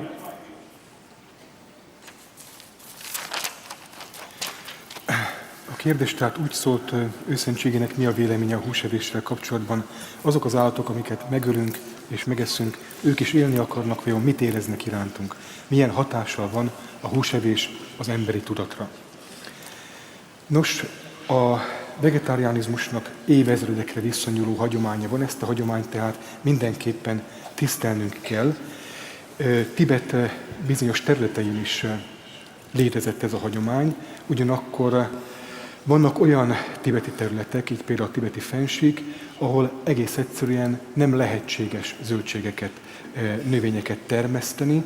Az itt élő emberek teljes egészében az állatokra vannak utalva, és csak az állatokon keresztül tudják túlélni az ottani körülményeket. Az állatok húsa, bőre és szőrméje az, ami lehetővé teszi számukra a körülmények túlélését. Ami a saját magam helyzetét illeti, emlékszem, hogy talán 14-15 éves lehettem, amikor még Tibetben a nagy vallásos rendezvényeken, fesztiválokon rengeteg féle húsételt, főtt húst, sült húst, mindenféle húsételt szolgáltak fel. Ezen a ponton ugyanakkor ezt betiltottam, és onnantól kezdve a nagy vallásos fesztiválokon nem szolgáltak fel, vagy ünnepségeken nem szolgáltak fel húsételt. Utána 1959-ben Indiába menekültem, és ha jól emlékszem, körülbelül 65 körül megpróbáltam átállni a húsmentes étrendre, és vegetáriánus étrendet követtem körülbelül 12 hónapig. Akkor azonban problémák támadtak az epehólyagommal, és teljesen besárgultam. Sárga lett a szemem, sárga lett a körmöm, mindenem besárgult, tehát azt mondhatnám, hogy elértem az igazi buddha állapotot. Sajnos nem a meditációnak köszönhetően, hanem egy betegségből kifolyólag, de a betegség miatt szükségessé vált aztán ismét, hogy húst egyek, így aztán én magam visszaálltam a húst is tartalmazó étrendre. Ugyanakkor azt is látjuk, hogy az indiai számüzetés kezdetével egyre több nagy tibeti kolostor és intézmény állt át húsmentes étrendre, tehát a nagy vallásos intézmények konyhája nem alkalmazott már húsételeket, és ezt látjuk szinte az összes tibeti településen is, leszámítva 2 tibeti települést, ahol már a fennhatóságom alatt azt jelentették, hogy ott mindenképpen szeretnének szárnyasokat tartani, de pusztán azért, hogy tojást toljanak ezek a szárnyasok, ezek a tyúkok. Ez rendben is van, de aztán megkérdeztem tőlük, hogy mi lesz a szárnyasokkal, a tyúkokkal, hogyha már nem tojnak több tojást, akkor ezzel a több száz tyúkkal vajon mit csinálnak? Hát azt mondták, hogy akkor ezeket a tyúkokat továbbra is etetni kell. Igaz, hogy már tojásra nem tesznek szert, de táplálékra szükségük van maguknak az állatoknak, ez tehát egy teljesen veszteséges vállalkozásnak bizonyult volna így, ezért aztán megkértem ezt a 2 települést is, hogy ne tartsanak fenn szárnyas telepet, mint ahogy immár egyetlen tibeti településen sincsenek sem halgazdaságok, sem sertéstelepek, sem szárnyas állatokat tartó telepek. Ez tehát a mi magunk kis hozzájárulása az indiai kultúrához, amióta az indiai számüzetésben való lét elkezdődött számunkra. A nagy vallásos eseményeken ugyanígy nem szolgálunk fel már húst, de ami a húsevésnek a tudatra való hatását illeti, hát ezt a kérdést nagyon nehéz megválaszolni. Nem is nagyon tudom, mi lenne erre a pontos válasz, azt azonban fontosnak tartom hangsúlyozni, hogy a mértéktelen húsevés és hústermelés rendkívül súlyos ökológiai problémákat okoz napjainkban, és ez a folyamat már jó ideje megy.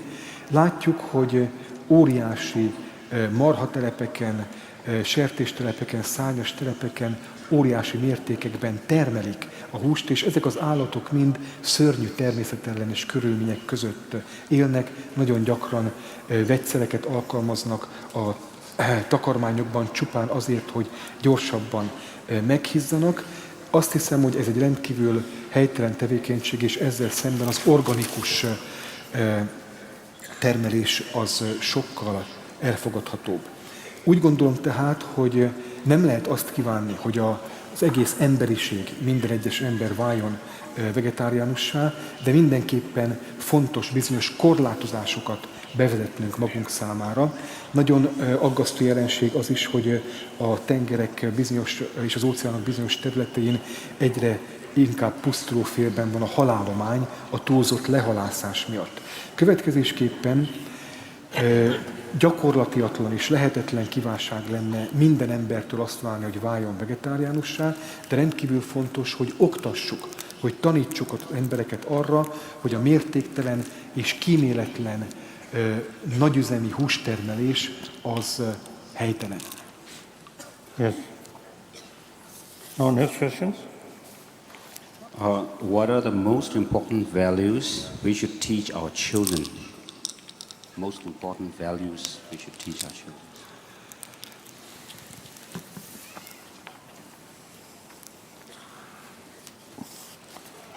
Most important at this moment, taking medicine.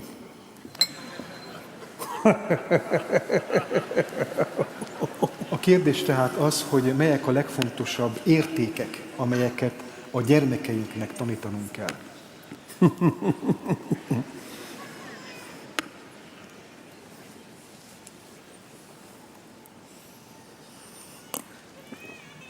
Tibetan medicine.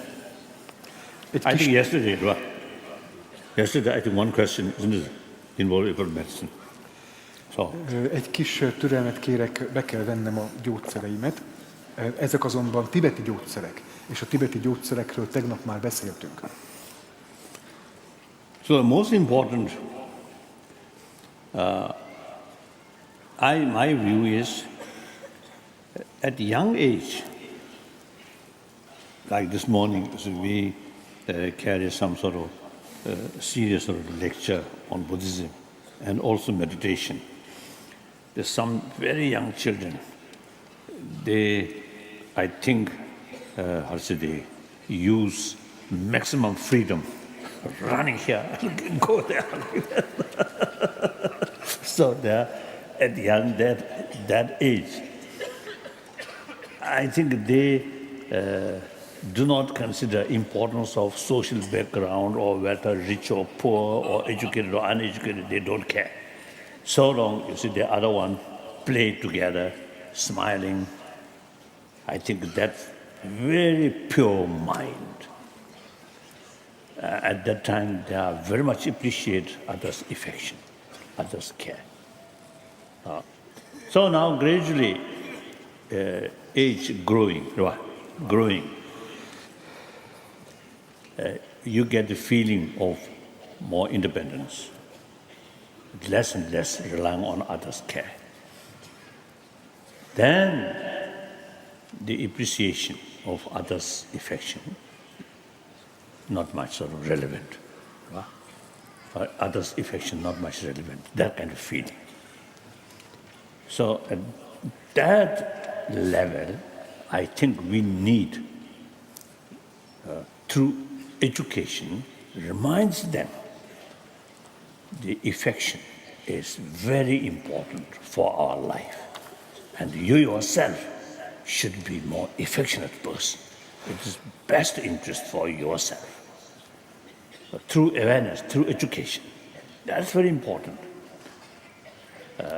I think in America and also Canada, you see, a number of occasions, some serious discussion or dialogue, the importance of subject of love and compassion, affection in modern education system, or another word, moral ethics in modern education system. A lot of sort of talks. Last year, the Quebec, Montreal, you see, several universities in Montreal state, now they change some sort of, what's the religious sort of teaching. So then they had, at that time, some special sort of teachers training, how to introduce moral ethics in secular education system. They invited me. I also to talk, some discussion. So there are some people now really working or research how to introduce in modern education system about moral ethics on secular basis. So eventually, I hope some sort of new ideas, the way introduce, the way educate through public school, through secular education school, the moral ethics without touching religion. And meantime, parents in the family, equally important to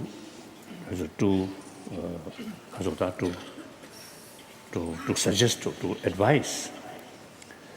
And also, you see, the subject like history, just a word, just a knowledge, okay. But the subject, compassion, affection, through demonstration, educate them, not just a word. A parent or teacher talking compassion and showing angry face, impossible to bring conviction in their mind. So through action, genuine sort of loving kindness, real sort of affection, through action, then meantime some explanation to children. I think that's very important. And also teacher, although the curriculum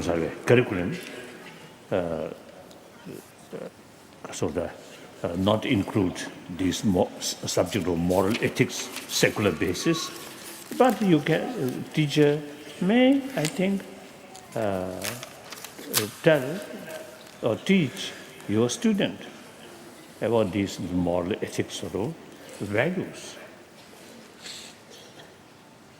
So in any way, I think present a lot of problems we are facing. Some are nature disaster beyond our control, but some actually man-made problems, like the terrorists, the fear of terrorism, and conflict among in the name of different religious traditions between Catholic, Protestant in Ireland, and between Sunni, Shia conflict in Afghanistan, in Pakistan, in Iraq, like that. These are man-made problems. And also some cases, some problem on the basis of discrimination. As I mentioned before, fundamentally we are same human beings. Everyone have the same right, be happy, but making discrimination. These, due to that, some unnecessary problem. In India also, I really feel proud. India's sort of 1,000-year-old tradition of ahimsa, non-violence, a tradition of religious harmony. Really, I feel proud remain in India, this sort of tradition. Meantime, caste system, some discrimination on the basis of caste. These are outdated. We must address seriously. So problem due to these things are man-made problems, our own creation. any problem which our own creation, we must have the ability or right to change these things. This I strongly feel like that. I heard some island in Pacific area, in Pacific Ocean, some area, mother is the main sort of person in the community, in the family. So female dominance, some kind of female sort of special sort of right for female, for mother, particularly the mother. I think we should learn more from their tradition. Oh.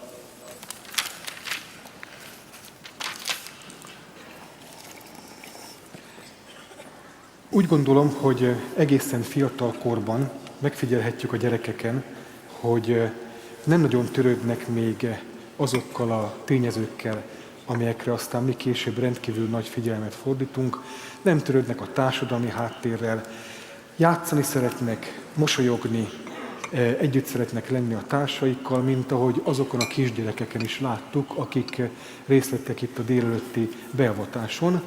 Hát hogy is mondjam, kihasználva az alkalmat, maximálisan éltek a szabadságukkal, és alkalmanként föl alá rohangáltak, és egész egyszerűen őket ez a tevékenység érdekelte. Éppen ezért azt látjuk, hogy ebben a korban, a kisgyerekkorban még teljesen nyitott az ember tudata, a gyermekek rendkívül fogékonyak az odaadó szeretet iránt. Később aztán, amikor elkezdünk felcseperedni és felnövünk, akkor egyre jobban elhatalmasodik bennünk az a tudat, hogy önállóak, függetlenek vagyunk. Nem kell másoktól függenünk, éppen ezért csökken bennünk a fogékonyság, a másoktól, vagy akár édesanyánktól tapasztalható odaadó szeretet iránt. Ez a fogékonyság csökken. Úgy ítélem meg, hogy a legfontosabb érték, amit gyermekeinknek taníthatunk az, hogy újból és újból figyelmeztetjük őket ennek az odaadó szeretetnek a fontosságára, hiszen máskülönben ez elkalódik, elvész. Rendkívül fontos a modern oktatási rendszerekben is a szeretetnek, az együttérzésnek, az odaadó törődésnek a hangsúlyozása. Emlékszem, néhány évvel ezelőtt Quebecben, Montrealban egy szimpóziumot, egy tanácskozást tartottak arról, hogy hogyan lehetne a szekuláris etikát, a világi erkölcsöt belevinni valahogy a modern közoktatásba, modern oktatási intézményekbe. Engem is meghívtak oda, én is tartottam előadást, tapasztaltam tehát, hogy vannak törekvések arra, hogy a modern oktatásrendszer tartalmazza ezeket az etikai megfontolásokat. Úgy gondolom, hogy végül kialakulnak majd azok az eszközök, amelyeken keresztül lehetséges lesz a modern iskolákban is alkalmazni az oktatás elemeként ezt a modern szekuláris etikát. Ugyanakkor addig is rendkívül fontos, hogy a szülők újból és újból tanácsokkal szolgáljanak a gyerekek számára, és fontos természetesen az oktatás során az, hogy tényeket tanuljanak meg a tanulók is, a gyerekek. Fontos például a történelem, de ugyanilyen fontos az együttérzés és a szeretet is, és nagyon fontos ez a tanárok részéről is. Olyan tanárokra van szükség természetesen, akik valóban belülről éreznek odaadó szeretetet a növendékek iránt, és nem csak látszólag táplálnak irántuk szeretetet, míg tulajdonképpen belülről egyfajta dühöt vagy haragot éreznek irántuk. Fontos tehát, hogy tanítsuk a gyerekeket, és be kell látnunk, hogy mai világunkban számtalan olyan tényező van, amit nem tudunk befolyásolni. Rendkívül sok olyan tényező is van ugyanakkor, amiket saját magunknak köszönhetünk, és amiket tudnánk befolyásolni. Itt van körülöttünk például a terrorizmus által okozott félelem, vagy a rengeteg konfliktus, amelyeket nagyon gyakran világvallások nevében robbantanak ki. Ott van a protestáns, katolikus feszültség Észak-Írországban. Ott van a szuniták és a síták között dúló feszültség Iránban.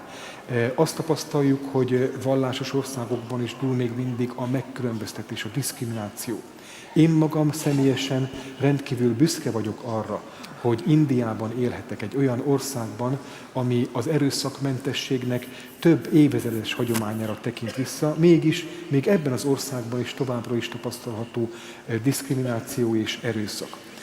Úgy gondolom, hogy érdemes lenne figyelembe vennünk azt, hogy még mindig vannak a tudományos megfigyelések szerint is olyan közösségek, és korábban még nagyobb számban voltak, ahol az anya volt a közösség központi alakja. Ezeknek az anya uralmú társadalmaknak, az anyát középpontba állító társadalmaknak rendkívül fontos üzenete lehet számunkra a mai világban is. Next question. Következő kérdés.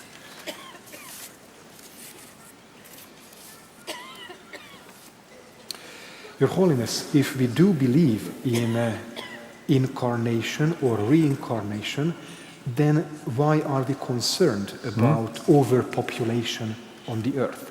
Why are we afraid of overpopulation if the reason for that is reincarnations? Isn't there a contradiction?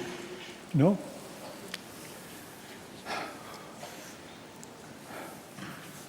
From the Buddhist viewpoint, and also I think some ancient Indian tradition, the world, limitless world. I think obviously, use common sense now. Billions of galaxies there. So out of billions of galaxies, only this planet, only this solar system, and only here, a human being there. It's difficult to say. So there must be sort of billions of same planet which can support life. So among them must be human form of life, must be there.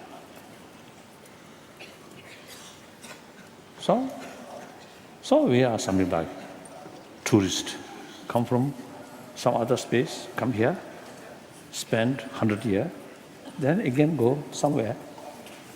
That's from Buddhist viewpoint. So no contradiction.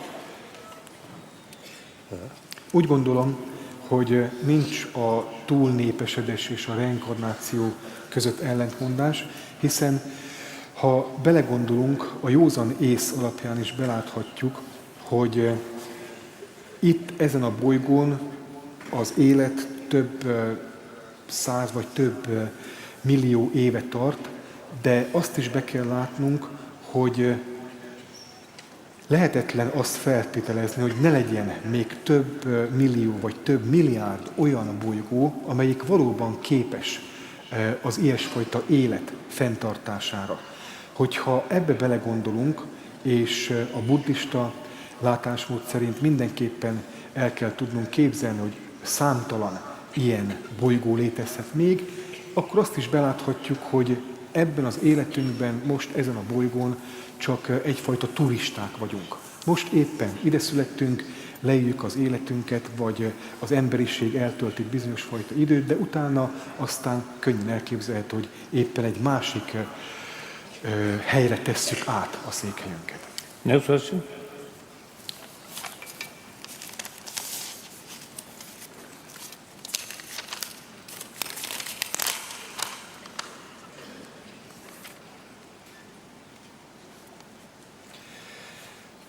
Does Your Holiness believe that in your lifetime, in the coming 20-40 years, the major religions of the world will become able to cooperate and work together towards the realization of one common goal?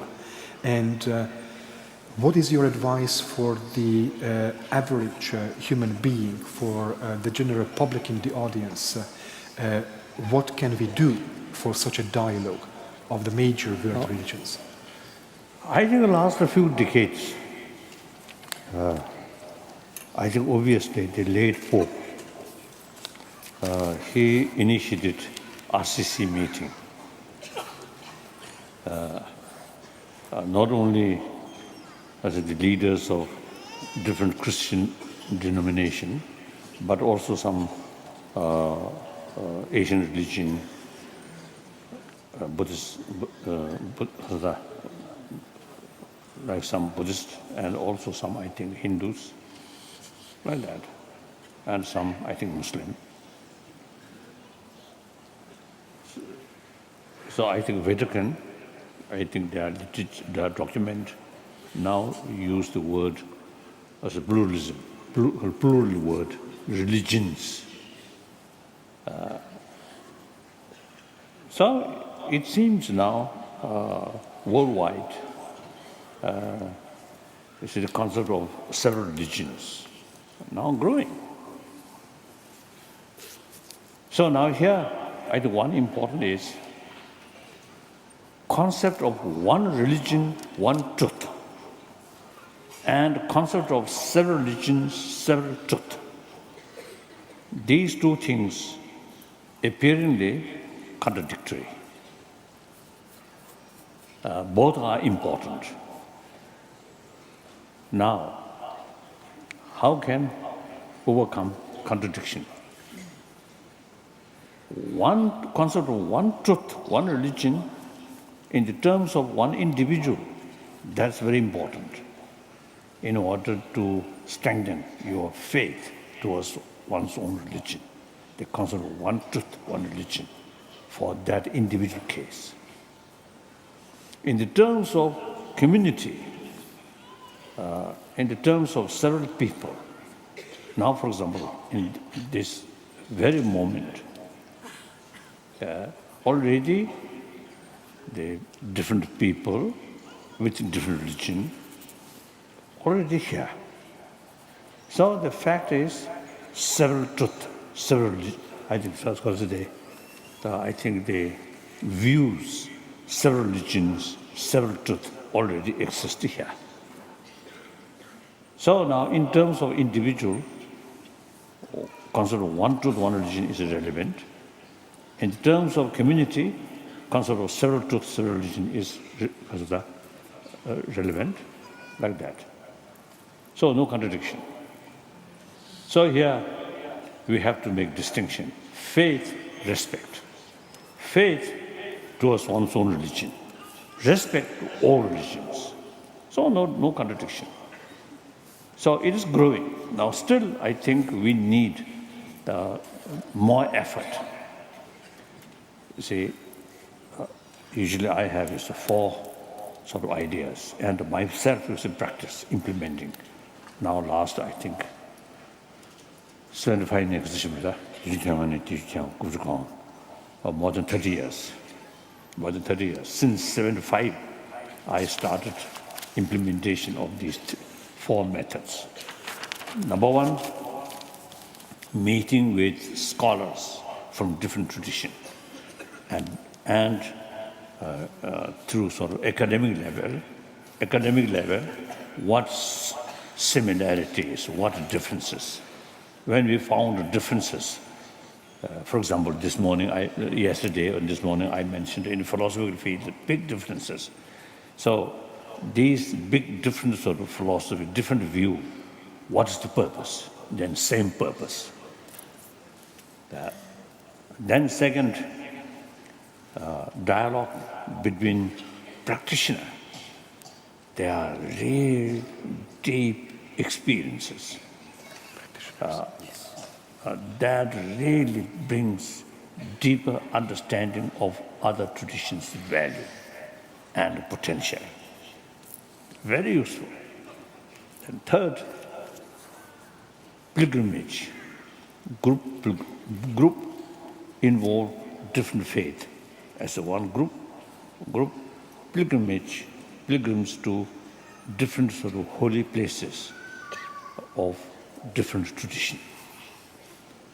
This spirit I had as a pilgrim in France, Lourdes, in Spain, Casa. Such things happen. Casa. Such the means just happen. I forget the name. No. Montserrat, not that. Fatima. In Portugal. Fatima. Then, of course, Rome and Jerusalem. And once you say, my sort of lecture on gospel, Christian gospel, to Christian group in England. As a sort of return, some Christian brothers, sisters came to India, actually came to Bodh Gaya, and I think few days sort of dialogue.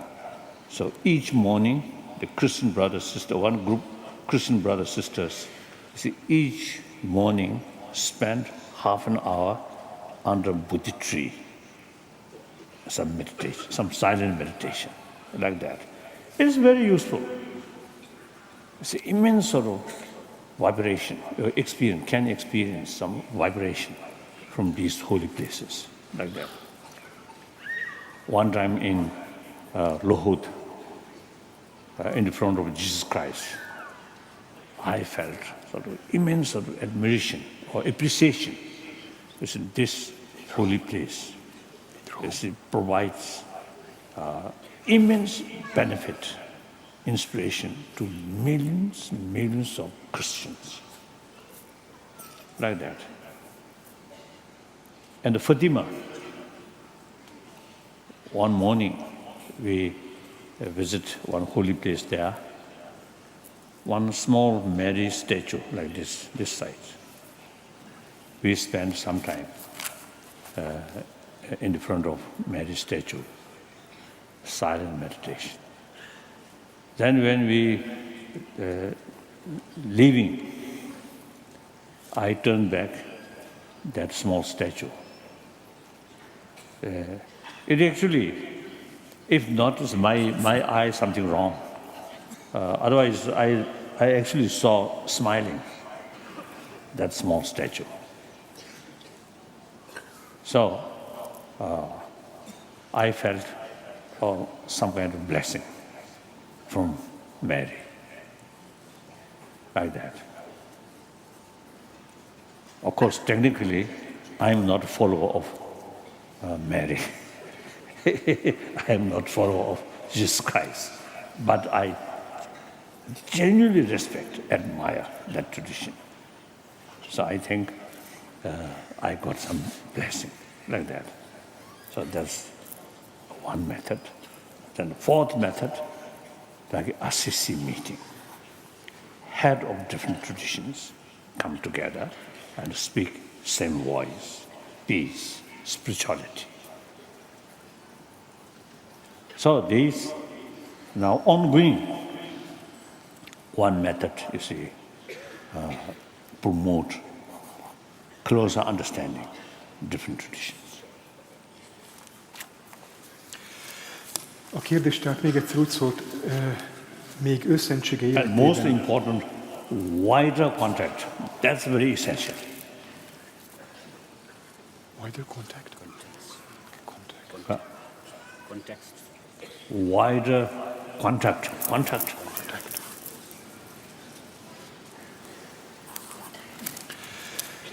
A kérdés tehát még őszentsége életében az elkövetkezendő 20-40 év során képesek lesznek-e a nagy vallási vezetők együtt dolgozni egy közös cél irányába közösen. Ehhez mi egyszerű emberek milyen tanácsot kaphatunk? Úgy vélem, hogy ebbe az irányba rendkívül pozitív jelek mutattak az elmúlt évtizedekben. A buddhista és a nem buddhista vallási felekezetek is egyre nagyobb hajlandóságot mutatnak arra, hogy párbeszédet folytassanak egymással, és egyre gyakrabban halljuk a vallásos pluralizmus kifejezést is. Meggyőződésem, hogy ezzel kapcsolatban egyfajta ellentmondást kell először is feloldanunk, hiszen láthatjuk, hogy ha egy vallás egy igazságot jelent, több vallás pedig több igazságot, akkor a közös cél érdekében való munkálkodás megnehezítheti ez a fajta ellentmondás. Úgy gondolom azonban, hogy ezt a két dolgot külön kell választani. Az egyetlen vallás, amit egy személy követ, az rendkívül fontos lehet annak az egy személynek, annak az egy illetőnek a számára, hiszen ott az elkötelezettséget az az egy vallás hozza. Ha ugyanakkor egy közösséget tekintünk, egy nagyobb emberi csoportosulást, akár ezt a mostani alkalmat, akkor már rögtön azt tapasztaljuk, hogy több ember esetében több vallásról beszélünk. Itt most is a hallgatóság között számos vallás képviselője helyet foglal, és ebben az esetben a több vallás, több igazság tétel működik és alkalmazandó. Úgy gondolom tehát, hogy a valláshoz a hitnek van köze, a tisztelet, az egymás iránt érzett tisztelet azonban minden vallásban működik, és minden vallásra alkalmazható. Én 35 éve, 1975-től kezdve folyamatosan tevékenykedek annak érdekében, hogy ezt a fajta dialógust megteremthessük, és ezt 4 fő tevékenységen keresztül igyekszem szorgalmazni. Az első fő tevékenység vagy célkitűzés az, hogy folyamatosan találkozom más vallások vezetőivel, képviselőivel, és egyfajta filozófiai folyamatos vitát és eszmecserét folytatok velük, annak érdekében, hogy tisztába kerülhessünk egymás célkitűzéseivel és az esetleges közös célunkkal. A másik fő célkitűzés az, hogy folyamatos kapcsolatot és párbeszédet igyekszek fenntartani a vallásos emberekkel, a konkrét gyakorlókkal, hiszen meggyőződésem, hogy a vallásos úton járók személyes tapasztalatai és a velük szerzett személyes tapasztalat elmélyítheti a látásmódunkat. A harmadik fő tevékenység az, hogy zarándoklatokat teszek más fő vallások szent helyeihez. Így jártam például Portugáliában a Fatima zarándokhelyen, jártam természetesen Rómában és Jeruzsálemben, és ezeken a helyeken rendkívül értékes, fontos tapasztalatokra tettem szert. Ugyanígy működik ez a másik irányba is. Én magam például részt vettem keresztény testvérek gyülekezetén egy összejövetelen, amikor együtt vettünk részt a szent szövegek tanulmányozásában, ugyanígy meghívtam keresztény testvéreket Bodgajára, hogy ott a Bodhifa alatt egy vallásos ünnepség keretei között minden nap fél órát meditációval és csendes elmélyültséggel töltöttek, és ezek a keresztény testvérek is a beszámolóik szerint rendkívül érdekes és elmélyült tapasztalatokra tettek szert, hiszen én magam is úgy gondolom, az ilyesfajta szent helyeken, a fő zarándoklat helyeken mindig érezhetünk egyfajta különleges vibrálást. Nekem is többször volt ilyen tapasztalatom, egyszer például egy Jézus kép előtt éreztem hirtelen óriási megvilágosodást. So one time in Nigeria, I tried to practice that. I asked the Muslim leader in one place called Nigeria, one important town. So once I had opportunity to visit there. So there one Muslim mosque, one very big one there. So I asked the head of the religious, the religious community, an imam, right? Imam. So he agreed. Actually, you see, he also want to join with me, pilgrim, that mosque. When I reached there, Imam already there, Imam already there, he received me. And I also usually, so when I had this kind of pilgrimage, I also had the Muslim hat, on white hat. So when I reached there, some young Muslims remained in the front of the cathedral, stopped me. Then impossible to enter. So I waved, and then I left. That also one experience. You see, some young Muslim not happy. One non-Muslim used to come or visit here. Tehát nekem is számtalanszor voltak ilyen megvilágosító élményeim. Egyszer egy Krisztus kép előtt, másik alkalommal Fatimában, amikor a Szűz Mária szobor előtt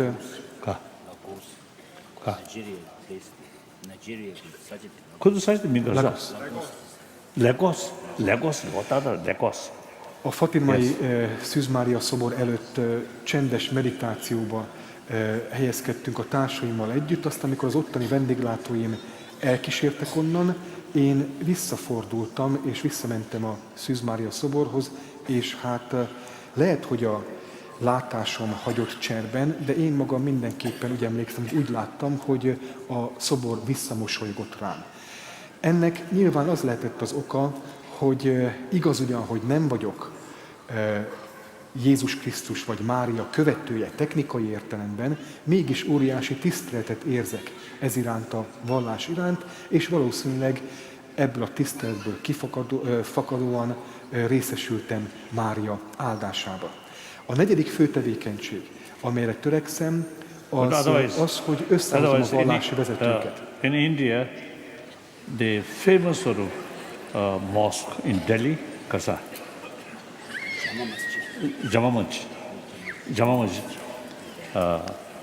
I once, a few occasions, I sort of visited at one, you see, with the Muslim head, and then prayed together. They went like that, you know, and then go like that. So the next morning, many Indian newspaper, you see, they appeared the picture with Muslim head, and they went like that. So I thought, oh, maybe some reaction from some hardliner Hindus. I thought, I had a little bit sort of anxiety, but every sort of people appreciate. You see, that my visit, you see, bring more closer different community with a different faith. Then also, you see, in India, the one Sufi sort of was the most sacred place in Ajmer. You see, they invited me. I went there. Really, and early morning, I think local time about 4 o'clock. 4 o'clock. So I participated in their prayer meeting. The 100,000 pilgrimage come, and I sit beside the Imam, the Muslim leader, like that. So I really enjoy. Only problem is too many people in heat, some bad smell. That's the only problem. Otherwise, very nice. Tehát a negyedik tevékenységemmel arra törekszem, hogy állandó kapcsolatot és párbeszédet kezdeményezzek a különféle vallások képviselői között a békéről, és ezt a párbeszédet és állandó kapcsolatot szélesítsem és fenntartsam.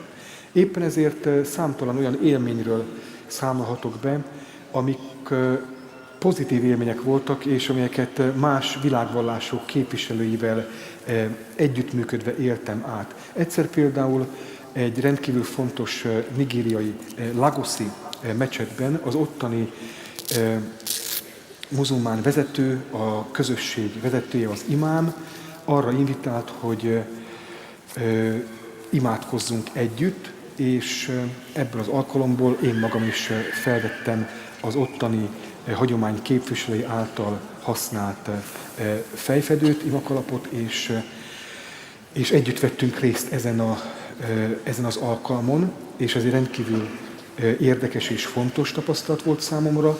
Ugyanakkor arról is beszámolhatok, hogy egy másik alkalommal, ugyanilyen alkalomból mecsetbe, ahova meghívtak, az ott sorfalat álló fiatal muzulmán hívők nem engedtek be.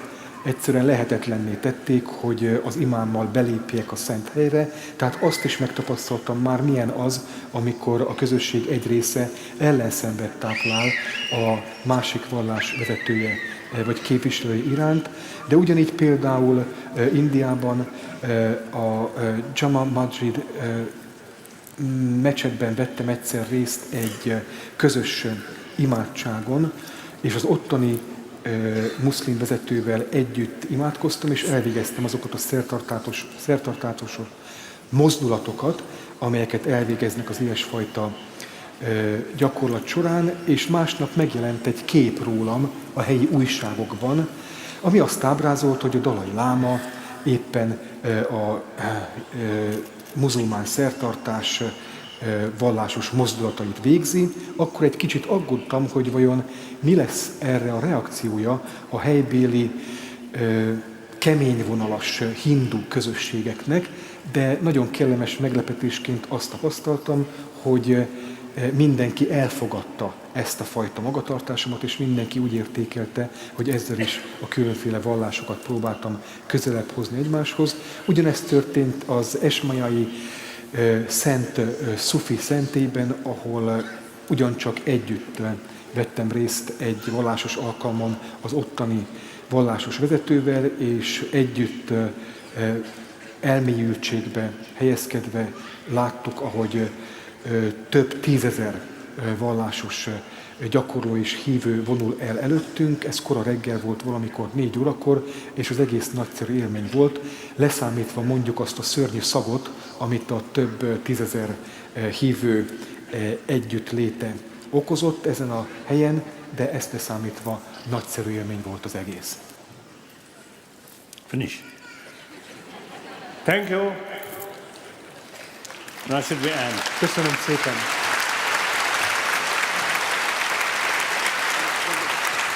Which is? Yes. Sit down. Sit down. Sit down.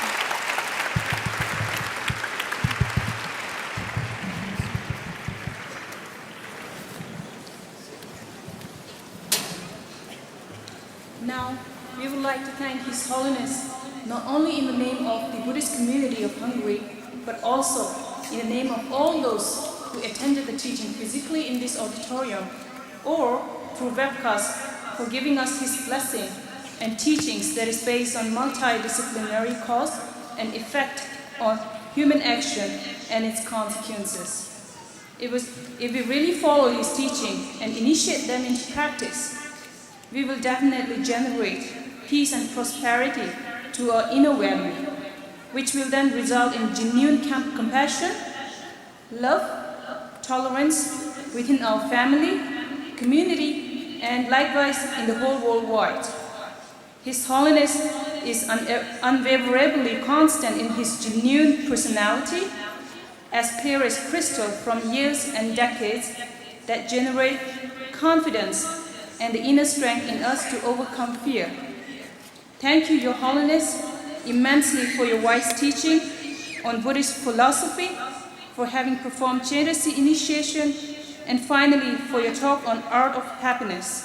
We ask His Holiness to remain among us for a long time and allow us His blessing spread all over mankind through His wisdom and compassion. We wish that His prayers concerning Tibet should come true. As per today's statistics, there were 22,000 people attending his teaching in this auditorium for the 2 days, plus 40,000 people who attended his teaching through webcast.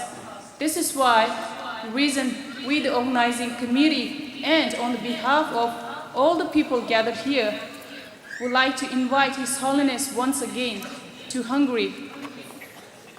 Thank you, Your Holiness. Thank you.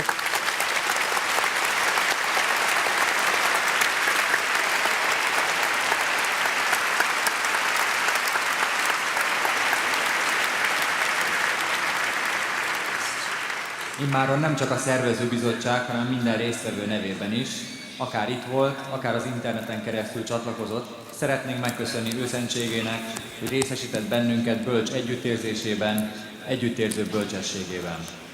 Ha a hétvégén hallott tanításokat a mindenre kiterjedő okokozatról, a függő keletkezésről képesek lennénk megérteni, gyakorolni és jelentésükkel egyesülni, akkor nem csak belső értékekkel, erőkkel gyarapodnánk, hanem külső világunkban is békét teremthetnénk a vallások, az etnikumok, de még akár a hit és a tudomány között is. Őszentsége közelében valóban átérezhetjük a megkülönböztetés hiányát, és azt a rendíthetetlenséget, amellyel a békét és kedvességet képviseli változatlanul évek, évtizedek, évszázadok óta.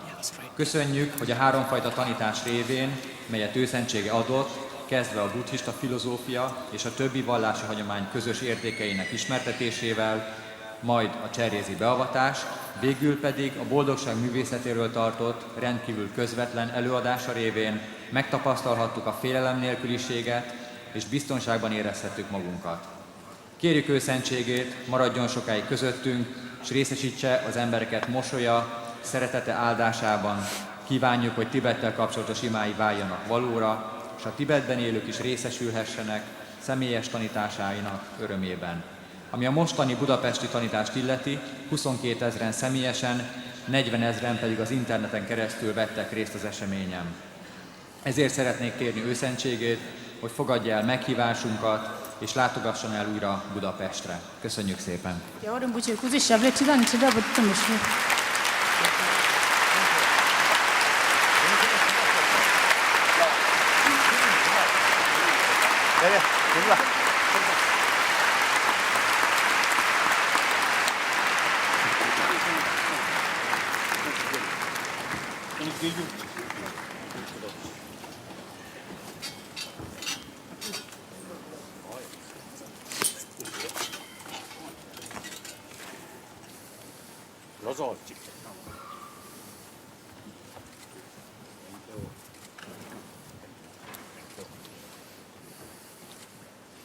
Thank you. It was a pleasure and an honor.